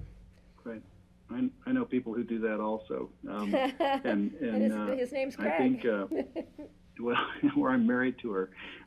The enforcement is an issue, and it'd be nice to send a note to the sheriff just saying, do you guys, I'm sure you're all really busy, but, is there anything we can do to impress upon people that we have to take better care of our highways? Thanks. That was it. That's what I had for open discussion. Thanks, Greg.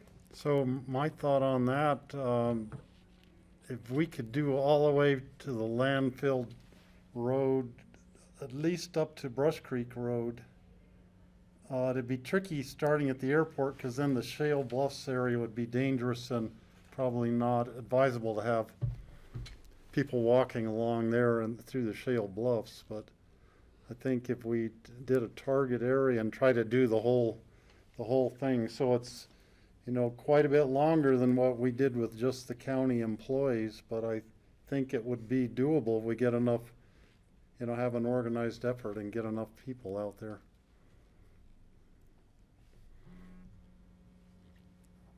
So I think also the letter to Dalwhinnie, somebody could be drafting that right now.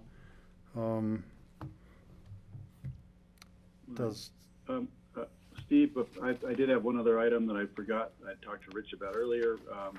Senator Bennett's going to be visiting September 2nd in the afternoon or September 3rd in the morning. Topics of discussion for him. I know Kelly and I have discussed it, and maybe in this work session we did a couple weeks ago as well. But heads up, they're coming in, and discussion topics.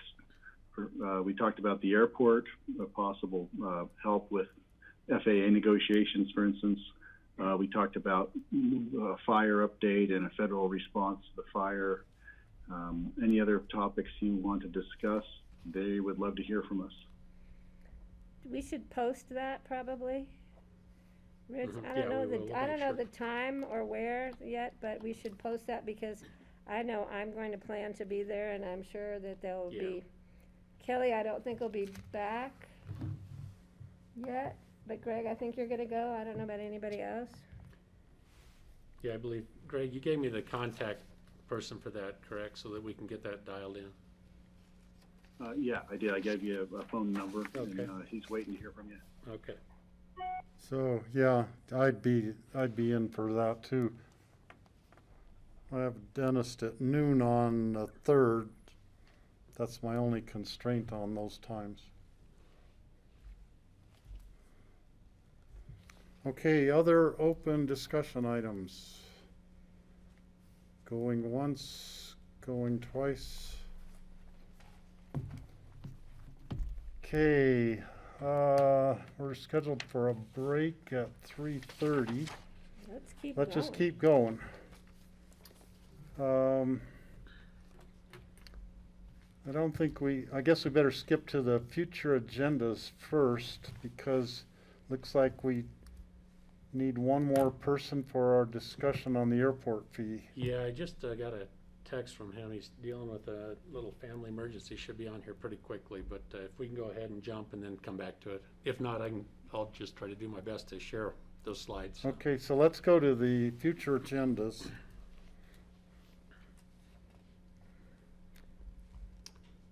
Hang on a second. Let me see if we've got some notes there. I don't have any, if you can believe that. I have no future agenda comments to make today, and I think that's historic. George, why don't you be talking while Rich is looking? Rich, I think we need to allow at least another 2-hour block to follow up from our airport vision meeting this morning. This morning, an hour is just not going to cut it, and we'll probably even need to have one more 2-hour block to finish it up. Yeah, George, we will. I think we're set for 2 hours on the first. On the first, and then we have a meeting the next Tuesday. We have another block. Yeah, I think we'll definitely use all those that we had set out in advance, George. So, and we'll get those out to everybody. Okay, because I only saw an hour at our next meeting, 3:45 to 4:45. Yeah, there is only 1 hour on the first, George. You're right. I think that I got an email from Charlotte that she found an extra hour in there. So. How does she manage to add more hours to a day? She put us I on don't know. double daylight savings She time. just adds hours to the week. I don't know how she does it. Yeah, she did. Okay, let me pull this up here. Okay, any other future agendas? I don't think, unless you have something, Rich, that Yeah, let me- you've come up with. Just got in these notes here. Let's see, here's a couple things. P&Z has been confirmed now for September 15th. Open Space and Trails requested a joint executive only, not a full joint meeting. And this has now been scheduled for September 22nd. Budget dates have all Oh, God. been set for October, November, and December. The city of Aspen had a joint meeting scheduled for November 4th. That date is full with budgets, so they've asked the city about a different date, possibly meeting on the 10th. So there's a change there. Let's see. There was it says a Mather House information email from Gary Tenenbaum. Did you guys see? About doing a site visit or a tour of the house? Yeah. It says we're almost finished restoring the Mather House in Inman. We'll be doing a virtual tour for the public, before and after photos. But anyone who wanted to see it, the interior finished August 30th, and before Harper moves in on September 5th. So please let him know. Sounds like if you just get a hold of Gary with a date, he can set up a time for you to all visit the Mather House. Let's see, I believe that is it.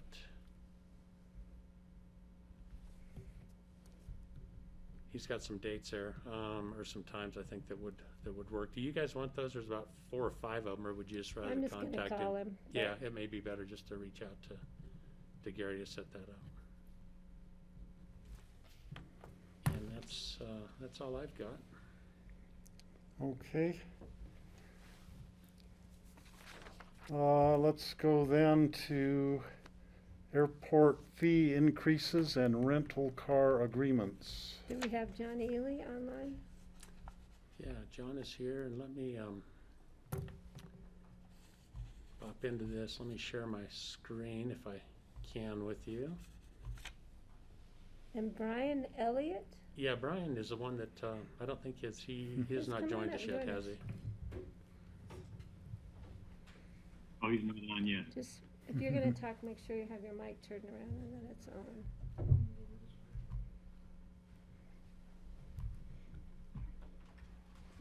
We got plenty of room. Okay. So, Chair and Board of Commissioners, Rich Engelhardt, Deputy County Manager. In the room, we have Chris Padilla, who's just joined us and has been involved at the airport for a number of years. He's a controller out there. And then Brian Elliott, who works for a condo, if he gets on, he can also fill in some of these blanks. But I do have his presentation on the fees and charges. And then John Ely, who is our esteemed county attorney, has been heavily involved in writing these resolutions and helping us with that process. So just briefly, you're going to see on tomorrow's agenda, it'll be first reading. There's a couple of resolutions that are going to be coming forward. And the first one that I'm going to talk about is on the airport fees and charges for fiscal year 2020. And it's also going to be adopting a resolution authorizing the amendment to airline lease and use agreements. So this will be a first reading, and it'll be for fiscal year July through December. And what this was, the current airport schedule that we're operating under right now was last visited in March of 2017. So it's been a number of years since we've adjusted these rates. The county, which we operate, as you know, the airfield and the terminal facilities, coupled with the dramatic negative impacts to the airport resulting in COVID, made it necessary to bring these forward. So we have had, I think, 3, possibly 4 meetings with the airlines, and as you can imagine, a little difficult. It's a tough time to be talking about fees and charges with them. However, these haven't been changed since 2017. There's been a lot of adjustments to the interior of the building itself, and we've been talking about the need to increase landing fees. Correct. And Chris can talk a little bit more about this in detail, but there was early discussions with them for this year's budget that did not get put in place. It actually had the fees a little higher where we were at. So part of the bigger discussion on this with the airlines was how we were going to implement these charges. So we ended up, we're going to show you a graph here that shows the different changes to those rates. But one of the things we agreed upon is to keep the county whole, we would defer half of the increase that was happening through this year. They would go back, it'll be retroactive payment in July, going back to July. Half of that will be paid this year, and then the other half will be paid the first 4 months of next year. So from a cash flow standpoint, it helps them. They've also, as you know, have been deferred. The county has deferred their payments whenever we did. We were in the middle of the COVID. You all had allowed them to defer those, and they're making those up the last 4 months or 3 months of this year. So they're going to be impacted pretty heavily here in the last 3 months. However, as you know, they had CARE Act's money, but again, it didn't make those discussions, there weren't warm fuzzies over it all, but they recognized the fact that we have increased our inside space, and there was a need to increase these. So, Chris, I'll let you add on if you'd like to prior to this, and I'll show the So originally we had sent that, we had meant to go ahead and raise the rates for this year. It was in more about for the terminal internal space, it was going to be estimated at about $102 a square foot per year, going from 75, just because it hadn't been adjusted. And we've also increased expenses increased because of more safety standards and snow removal and ARF standards. So we actually were in the process of preparing that presentation when COVID hit, and then CARES Act came in. Like Rich said, there was a lot of moving pieces. So we went ahead and applied some of the CARES Act in a way that would help offset some of that cost to the tenants from the original higher expected rates and fees. As you know, we only got $3.4 million in the CARES Act fund, so we did have to, we did do multiple, I would say probably 5 or 6 different scenarios of how to apply that CARES Act to how to benefit everybody, including the airport and the county. And so we came to this agreement with the airlines. The airlines were happy that we were talking to them and we were open communications, and that we were trying to be creative with it. As Rich said, the deferment piece will be $3.52 that they'll go ahead and repay March through June. Well, it's for 3 months, starting in March. That we deferred? Yeah. It's just for that Yeah. rate increase portion. Yeah. So the only, so, you know, it was a win-win situation with that. It was, they got a little bit of break on the cash flow side, but we were still remaining whole on our projections. But we don't have any kind of deferments for landing fees. So that was kind of the compromise we struck there. So on the slides, this was one of the slides we used with the airlines whenever we were talking about this, that the terminal rate and fees hadn't changed since 2017. There was a modernization program, but that was amortized. The amortization of that was removed from the base rate, which helped with some of those costs. Removal and deferment of the capital projects in our budgets. We went through this year and took a look at that, and we removed some projects that we had slated that we could do that didn't compromise any safety at the airport. Operating expenses, we've done some reductions in the terminal and the airfield side. General aviation landing fee is being increased greater than the airline landing fee. And it's part of the, okay, John, it looks like Brian just joined us. So good timing, Brian. Oh, so now Do you want to take back over this slide, Brian?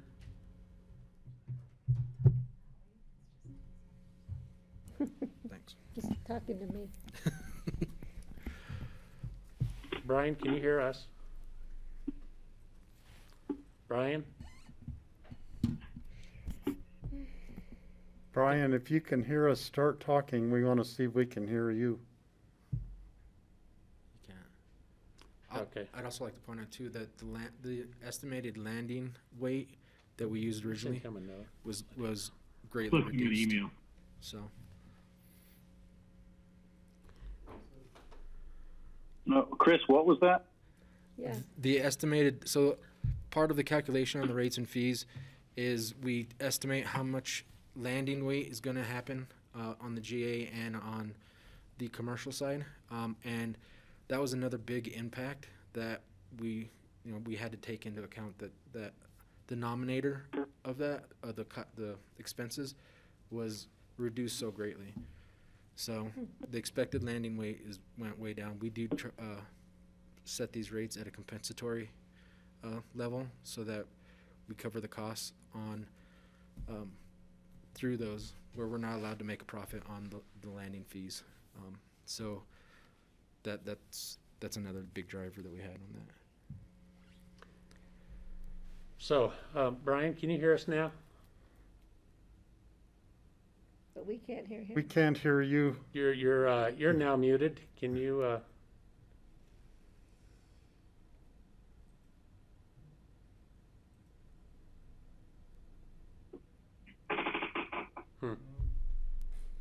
Yeah, we're still struggling with his connection there. This is- So I'll keep moving along. Brian, if we get it figured out, you can jump in and join us here. But this is the kind of shows the different changes here of the increases that we do have. So you've got the terminal exclusive rate, the space rate is going up from 75.81 to 82.86. Seasonal rate will go up, and then also they figured covered, outside covered, and outside seasonal, and those are two different covered areas that the airlines do pay for, and those bring different rates. Mhm. Landing fees per 1,000. The airlines, as you can see, is going up from 567 to 705. Seasonals 793 to 987. And the general aviation goes 675 to 861. One thing that we note, that local based aircraft for GA, if it's under 12,500 pounds, they don't ever pay a landing fee. Yep. So the majority of our locals, this doesn't affect. Flowage fees, those are going to remain the same. We aren't going to change those. And then the terminal shared space rental on the interior, those are also increasing.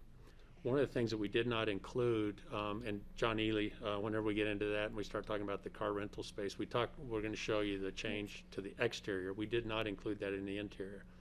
We may be bringing, by second reading, adding that in. We need to reach out and see if we can possibly alter that to bring in those interior rates for those rental cars, which they're, from what I understand, happy to pay because they're It's very minimal. The majority of their space is outdoor space, which was set within the lease. Their indoor space is tied to these rate increases. And so we had some ideas that we were talking about, because, they didn't get any CARES Act, but we still need to increase that rate. I have a question. Would that come in under the agreement, the resolution specific to rental cars then? You're talking about bringing that maybe at second reading for just that? Because we have the two issues on tomorrow's agenda. correct, yeah. And We again, have this one, and then I'll we have a defer to separate John one. Ely, but I Okay. would guess that that's where those could be added. Okay.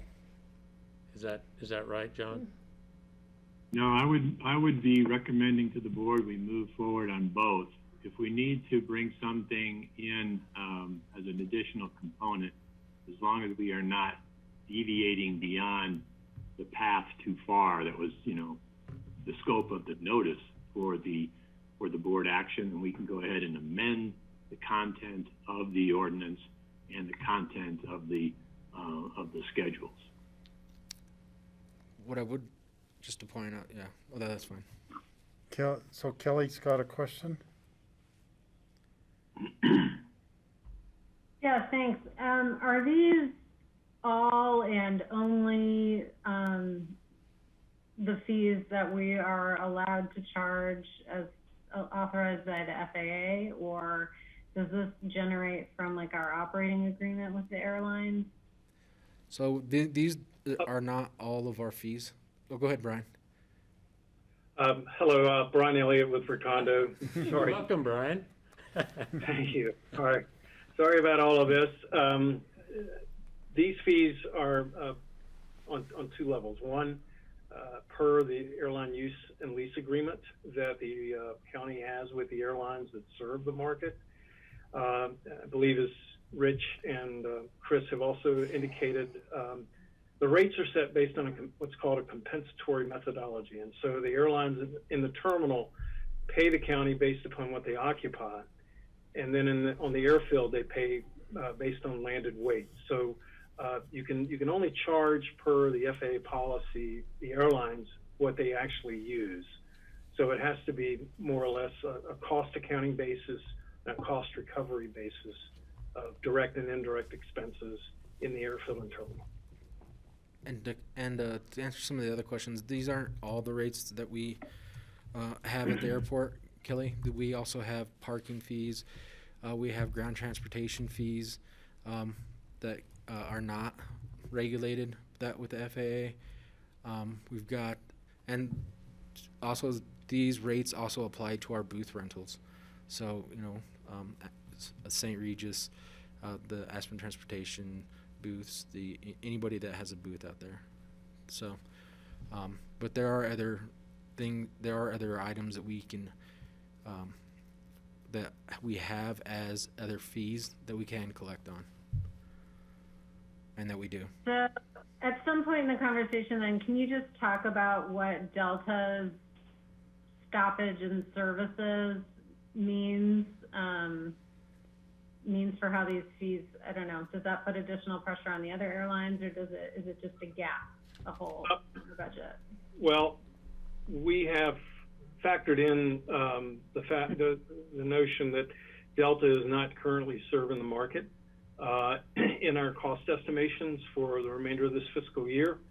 What happens is Delta are still obligated to pay terminal rental fees to the county for its exclusive lease space, and then a portion of the shared use spaces throughout the terminal. So they continue to pay rents and fees in the terminal. They would not, of course, pay a landing fee because they're not operating in the market at the time. Okay, thank you. So I flipped this back over to Brian with his screen. So it looked like Greg had a question there. I just wanted to ask about the fuel flowage fee. I'm not sure I understand what that is. Do we set that, or is that an FAA specified?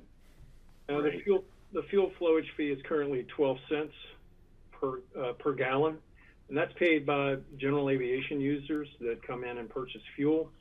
And it is a means by which the county is compensated for providing the fuel farm and also all of the safety regulations and environmental regulations that go along with the operation of the fuel farm. So, and that 12 cents has been fixed for quite some time.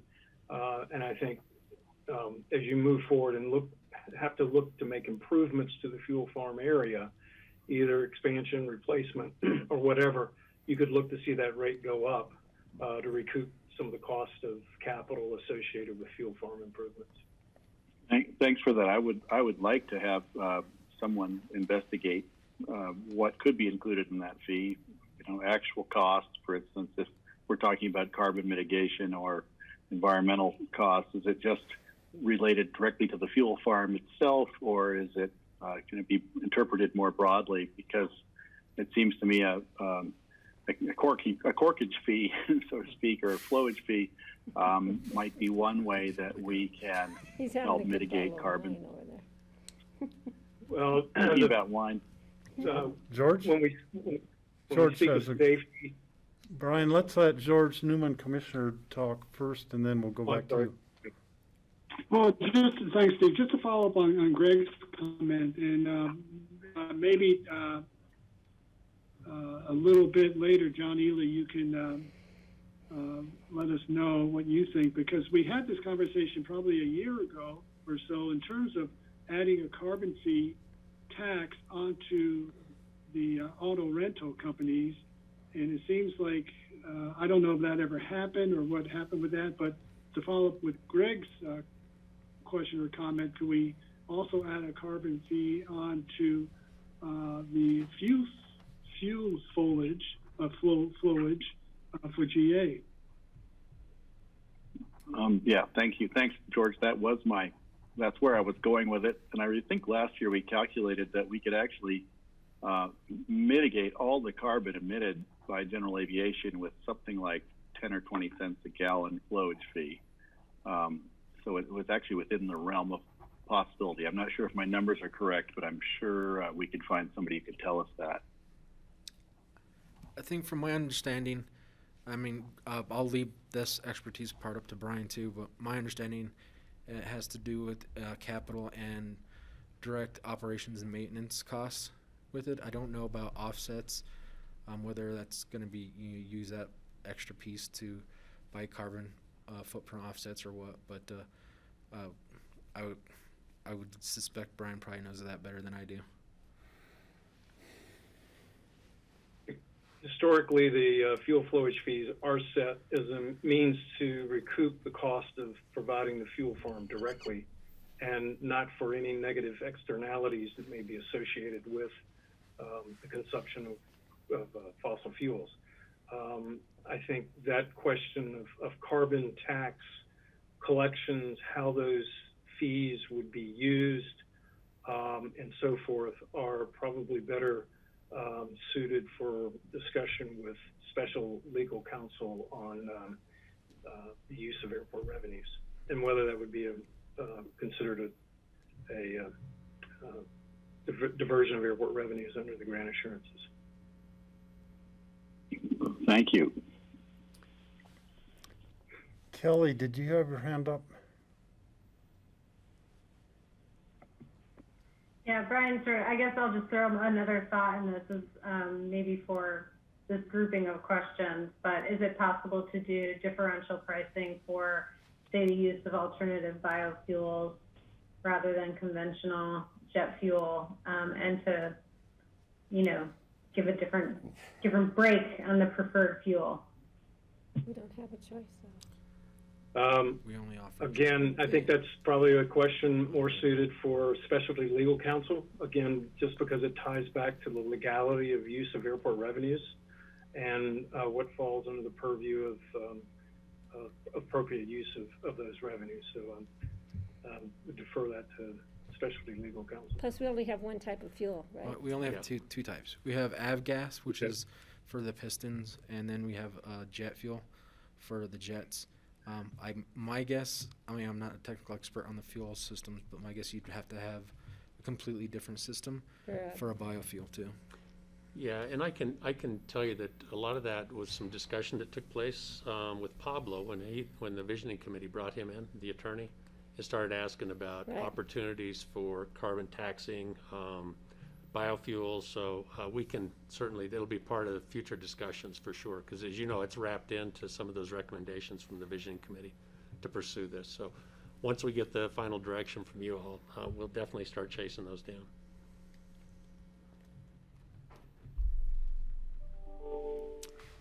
Okay, you want us to keep moving through? Well, the question, Rich, is do we have to decide on this in a regular meeting before we finish the airport discussion? Yes, actually, we're setting this up for a resolution to increase these fees. We do need to move forward with these. We can always come back at a later date if we get into finding other opportunities and have those discussions and move those forward. But yes, I think it'd be nice to be able to come back and reopen the fuel flowage Mm-hmm. discussion, whenever necessary. Thank you. You bet. We would be, based on your direction, we would be happy to revisit those. Okay. Patty? So at the end of the day, were the airlines okay with this? I know they weren't happy, but were they okay with it? Yeah, I think overall, I think They their understand. last comment was that they appreciated the fact that we sat down with them on numerous occasions where they have experienced other airports that have just said, here's your rates, and that's it. And there was no dialogue at all back and forth. And I think we reminded them to remember that whenever we have bigger discussions in the future with the airlines regarding potential items coming out of the visioning committees. But those will be probably at a much higher level at that point. So. Yeah, they're really appreciative of the creative way. If I could add, just in the news today, we saw that Delta, of course, has furloughed 2,000 pilots, and American has just announced that they're thinking of laying off 17,500 people. Delta pointed out that their revenues were down to 25% of previous COVID levels. So we're looking at a changed landscape here, and it does feel strange to be having this conversation right now, but it's a matter of timing. I understand that, and so I think we go forward, but then we're going to see what happens. Mm-hmm. George? Yeah, and I'm going to assume that, especially since we've lost Delta, and who knows with American scheduling coming up, we've lost our competition. But I'm assuming that the airlines will probably just pass these costs on to the passengers and on their ticket prices. That's what they usually do. Mm-hmm. Yeah, they're with the high yield market that we are per seat mile, they may absorb some of that too, just to keep some of the ticket prices down. But Okay, you want us to keep moving? Yeah, keep going. Okay, all right. Go ahead, Brian. Okay, and I'm sorry if I'm jumping in here late. And Chris and Rich, did you discuss the deferral piece? Yes. Okay, all right, good. So we're all set. Mm-hmm. So again, the previous slide just discussed what the anticipated rates would need to be beginning in July. And it is all based on a revised forecast of passenger activity that was prepared earlier this year. And just as footnotes, this deficit that was forecast in July for the fiscal year, the non-airline revenues may not materialize, and the airline activity may not materialize. And so even though you're increasing rates, those rates still, at the end of the day, may not be sufficient to generate the revenue that we forecast back in July for airline rates and charges. Kelly? Thank you. Yeah, we're all in a little bit of a unclear place as to what our year end is going to look like. But I'm wondering, how are your forecasts matching up with what we're experiencing at the airport now? We're close. I have not seen the July numbers, but we were forecasting passenger enplanements year-end 2020, and assuming that, and this was assuming Delta was not going to provide service until December with LA coming back and Atlanta. But we were assuming around 143 or 144,000 passengers for the year, and I believe as of the end of June, you had logged about 115,000. So historically, you've got another traffic peak coming up in the fourth quarter of the calendar year, which could hopefully close that gap and get it to the 144,000. Thanks, Brian. The second element of the proposed resolution is to recognize and authorize the execution of amendments to the airline agreements which are currently in holdover status. And so all three of the airlines, United, American, and Delta, have signed agreements with the county to lease and use agreements. They all had staggered termination dates just based upon when those agreements were executed. They've been in holdover status between 2018, 2019 even. And what's occurred is the need to acknowledge formally the fact that the result of the interim terminal project, which the county completed late last year, translates into the airlines actually occupying additional square footage of space. And so we've prepared and discussed with the airlines what we were phrasing a very simple amendment, and this amendment would just acknowledge that there's additional space, and several of the exhibits associated with the agreement will be replaced. Exhibit 3 of all of the agreements describes the current premises, the fixtures, the equipment by category of space, and how much each of the airlines, each of these categories of spaces the airlines occupy. Associated with that is a current lease diagram, and then there's a third exhibit, Exhibit 4, that just provides a calculation of current rates. And so just real quickly, wanted to share with you what's changed as the result of the terminal improvements. Essentially, it's this area, which is the baggage makeup area, has been expanded and improved. Of course, the previous airport administrative offices have been converted to additional hold room space. And then outside, there's the temporary baggage area. So these three areas all represent additional or modified space, if you will, that the airlines are going to be, that are being occupied by the airlines. And so the whole purpose of the amendment would just be to recognize their use and occupancy of the space, and then to also translate that into charging them for that space through these new rates and charges. And so be happy to answer any questions about this, but this pictorially just picks up what the space has changed, or how it's changed. Yeah, we also converted the gift shop space into seating also. Thank you. That little corner there. Thank you.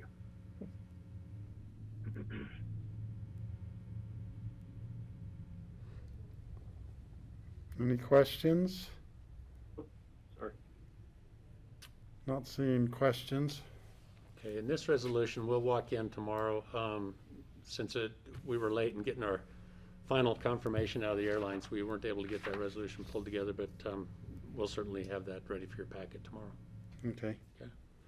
So we can move on now to the rental car portion of it. And I'm going to, again, kick this over to Brian and John Ely and Chris, who were working on this quite some time back, but it really just is going to ink the changes to the exterior parking. As you recall, the commissioners allowed additional improvements out there. We took out the berms, added parking spaces, built the cell lot.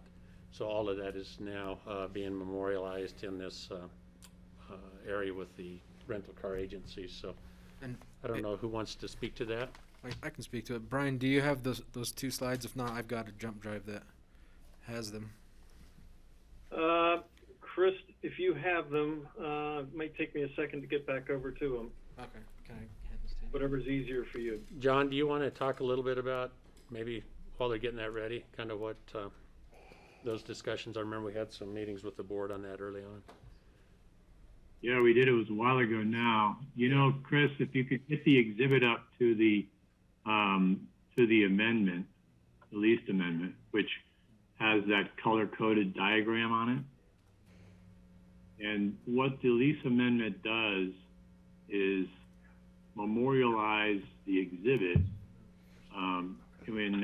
which is a demonstration of a reallocation of space and a confirmation of the shared space, which includes the location of the car wash and you know, a little bit more area to work on cars to clean or do minor things to them before they go back out on the road. So the really the nut of it is that exhibit, which is. Yeah, and what you're seeing there is the before work, because you can still see the berms and the square footage that was involved.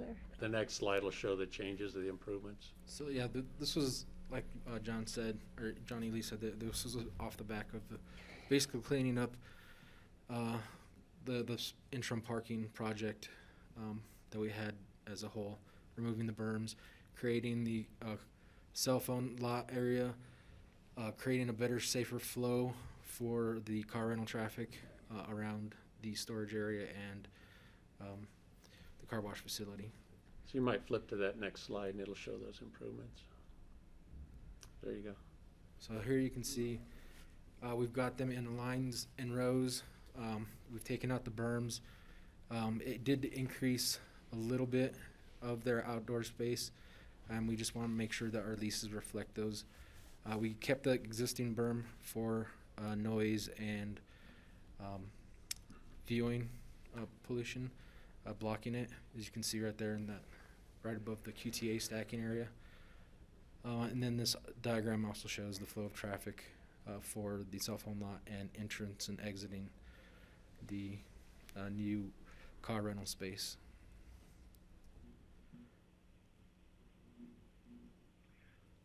And I'll just add, just in terms of stakeholder coordination, county coordinated a meeting with the rental car agencies last fall, discussed these changes, the allocation of space, and then worked hand in glove with the rental car representatives during the construction and phasing of the project. So the rental car companies are fully aware of these changes and the change in invoicing, monthly invoicing for this space.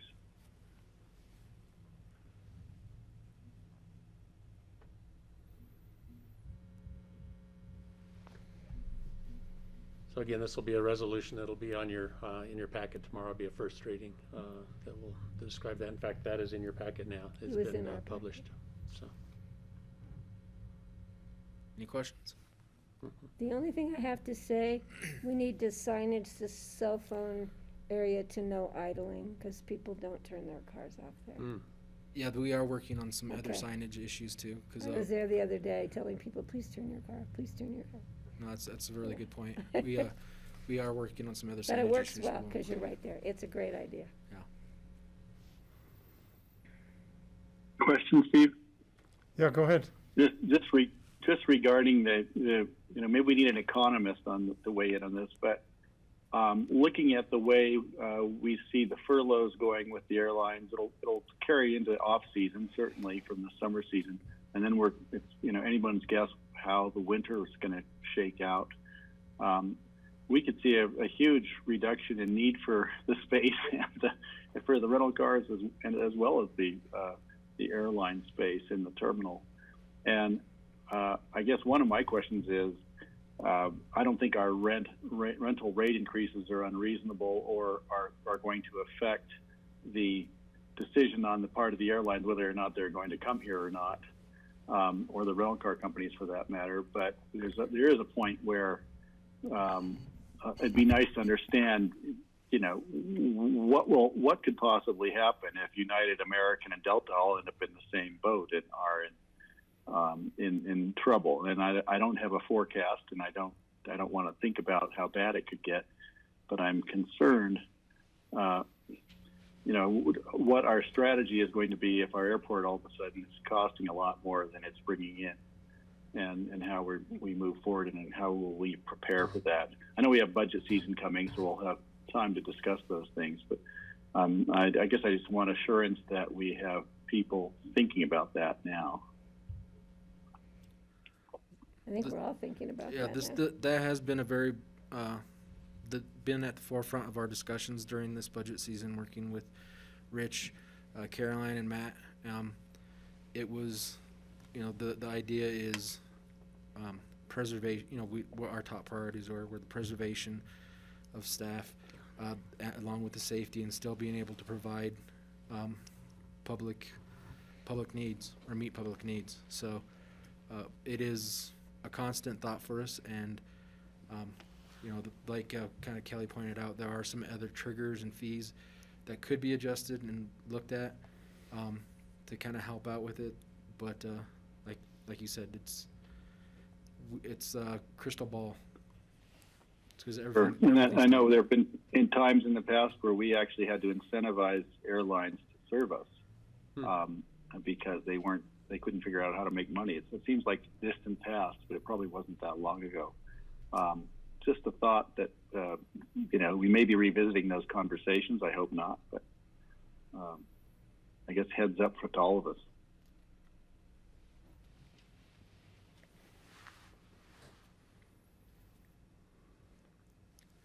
Okay, is that your final slide then? That's it. We had 2 slides. Okay. Any other questions or comments? We'll have another bite at this tomorrow then? Yeah, On the it'll be on for resolution, first or- reading. Okay. Did we need, did board give any direction regarding looking into the fuel flowage fees? I don't know if we're asking staff to, maybe it'll just be a briefing for us. If you already know John Ely, I'm looking at you, but anybody else who can talk to us about fuel flowage, if it doesn't happen today, when can we talk about that?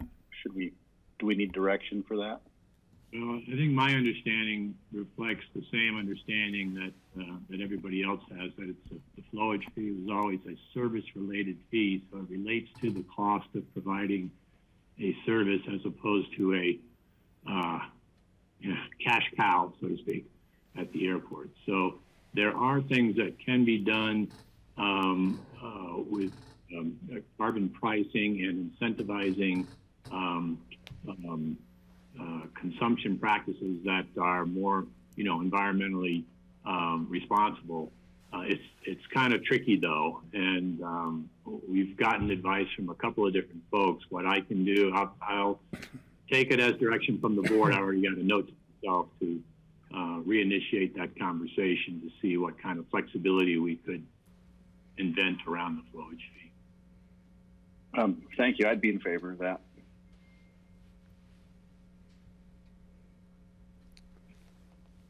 Okay.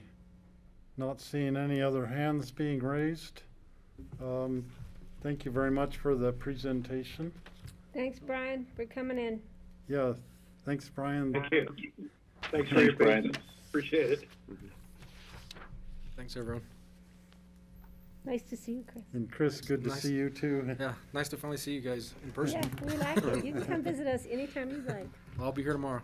Okay, we'll be here too. Steve and I will be here. Yeah, we will be here. And Rich will be here. I will be here. And Jordan, would you be? Okay, that looks like everything on our agenda for today. Good job, Does Steve. anybody else have anything you want to bring up right now? Yeah, I'm not seeing hands go up. We'll call, Yeah, I Patty? would really like to look into organizing road cleanup, highway cleanup. I don't know if that's possible, if it's safe, if COVID or whatever. It's difficult for me to say that in light of the fact we know that Dalwhinnie is paying CDOT, but it's just getting worse out there, and it's gonna get worse, and I don't wanna see trash blowing onto the highway and causing some public safety issue, because we have these winds that come up, or adding fuel to a fire. So, Yeah, I've got a note here. One of the things I may take a look at is, from an airport standpoint, is maybe I can organize a crew you know, around the airport property. And maybe get some itself public and works see guys to something there. join I just- in, and maybe the landfill. Either Yeah. that, rather than asking staff to go out, but need something, and let the I'll go. commissioners. Yeah. I'll go too. Yeah, let me see what we can do. Thanks, Patty. We'll send it out. You know, again, I do know that staff they're tapped, Yeah. with COVID and everything that's going on here, so, but, I get it. I drive by there and I see it as well, so. Yeah, I know if we had just a handful of people that is focused, I mean, that center meeting, which is Sure. the hardest part. You know, Rich, you were out there. Yeah. Is the trashiest and the most difficult and the least safe, but that's where that trash I mean, there's just rolls of, insulation lined up there. And Yeah. I haven't seen the mattress lately. I don't know if somebody took the mattress home, but there was a mattress that kind of kept moving its way down the highway, so. You know, Pat Bingham used to head that up for us. She kind of was our driver behind that, so we got a little bit of a void there. So Yeah, well, let us- whatever we let us can see do what to we can do help. to Yeah. kind of I'll get with John and Brian Pettit. I know That would be that, great. Thank you, Rich. I really appreciate it. See if there's something. If out the rest of the board, I know that. Yeah. Thanks, Rich. Yeah, I say let's do it. No, I can't think of an excuse great enough not to do that. You Okay. got to do it. Let me see what I can pull together Great. for you. Thank you. Mhm. Okay. Thank you, everybody, for being here today. Tomorrow at noon here, same time, not same time, same place, though. And where will Kelly be tomorrow? Iowa. Iowa. Oh, well, have fun in Iowa, Kelly. We'll be thinking of you. It suits you well. You look happy and relaxed, and you're glowing. My dad was Yeah. born in Des Moines, so yeah. It's full in the backyard. It took until the middle of Nebraska for the air to clear up. Oh, wow. Really? Here, here. All of a sudden, I want to go to Iowa. Yeah. I don't want to go to the middle of Nebraska, though. All right, Okay. thank you. All right, we'll see everybody. Thanks, Rich. Bye. Thank you all. Bye. Thanks, Amy. All right. Well, thank you.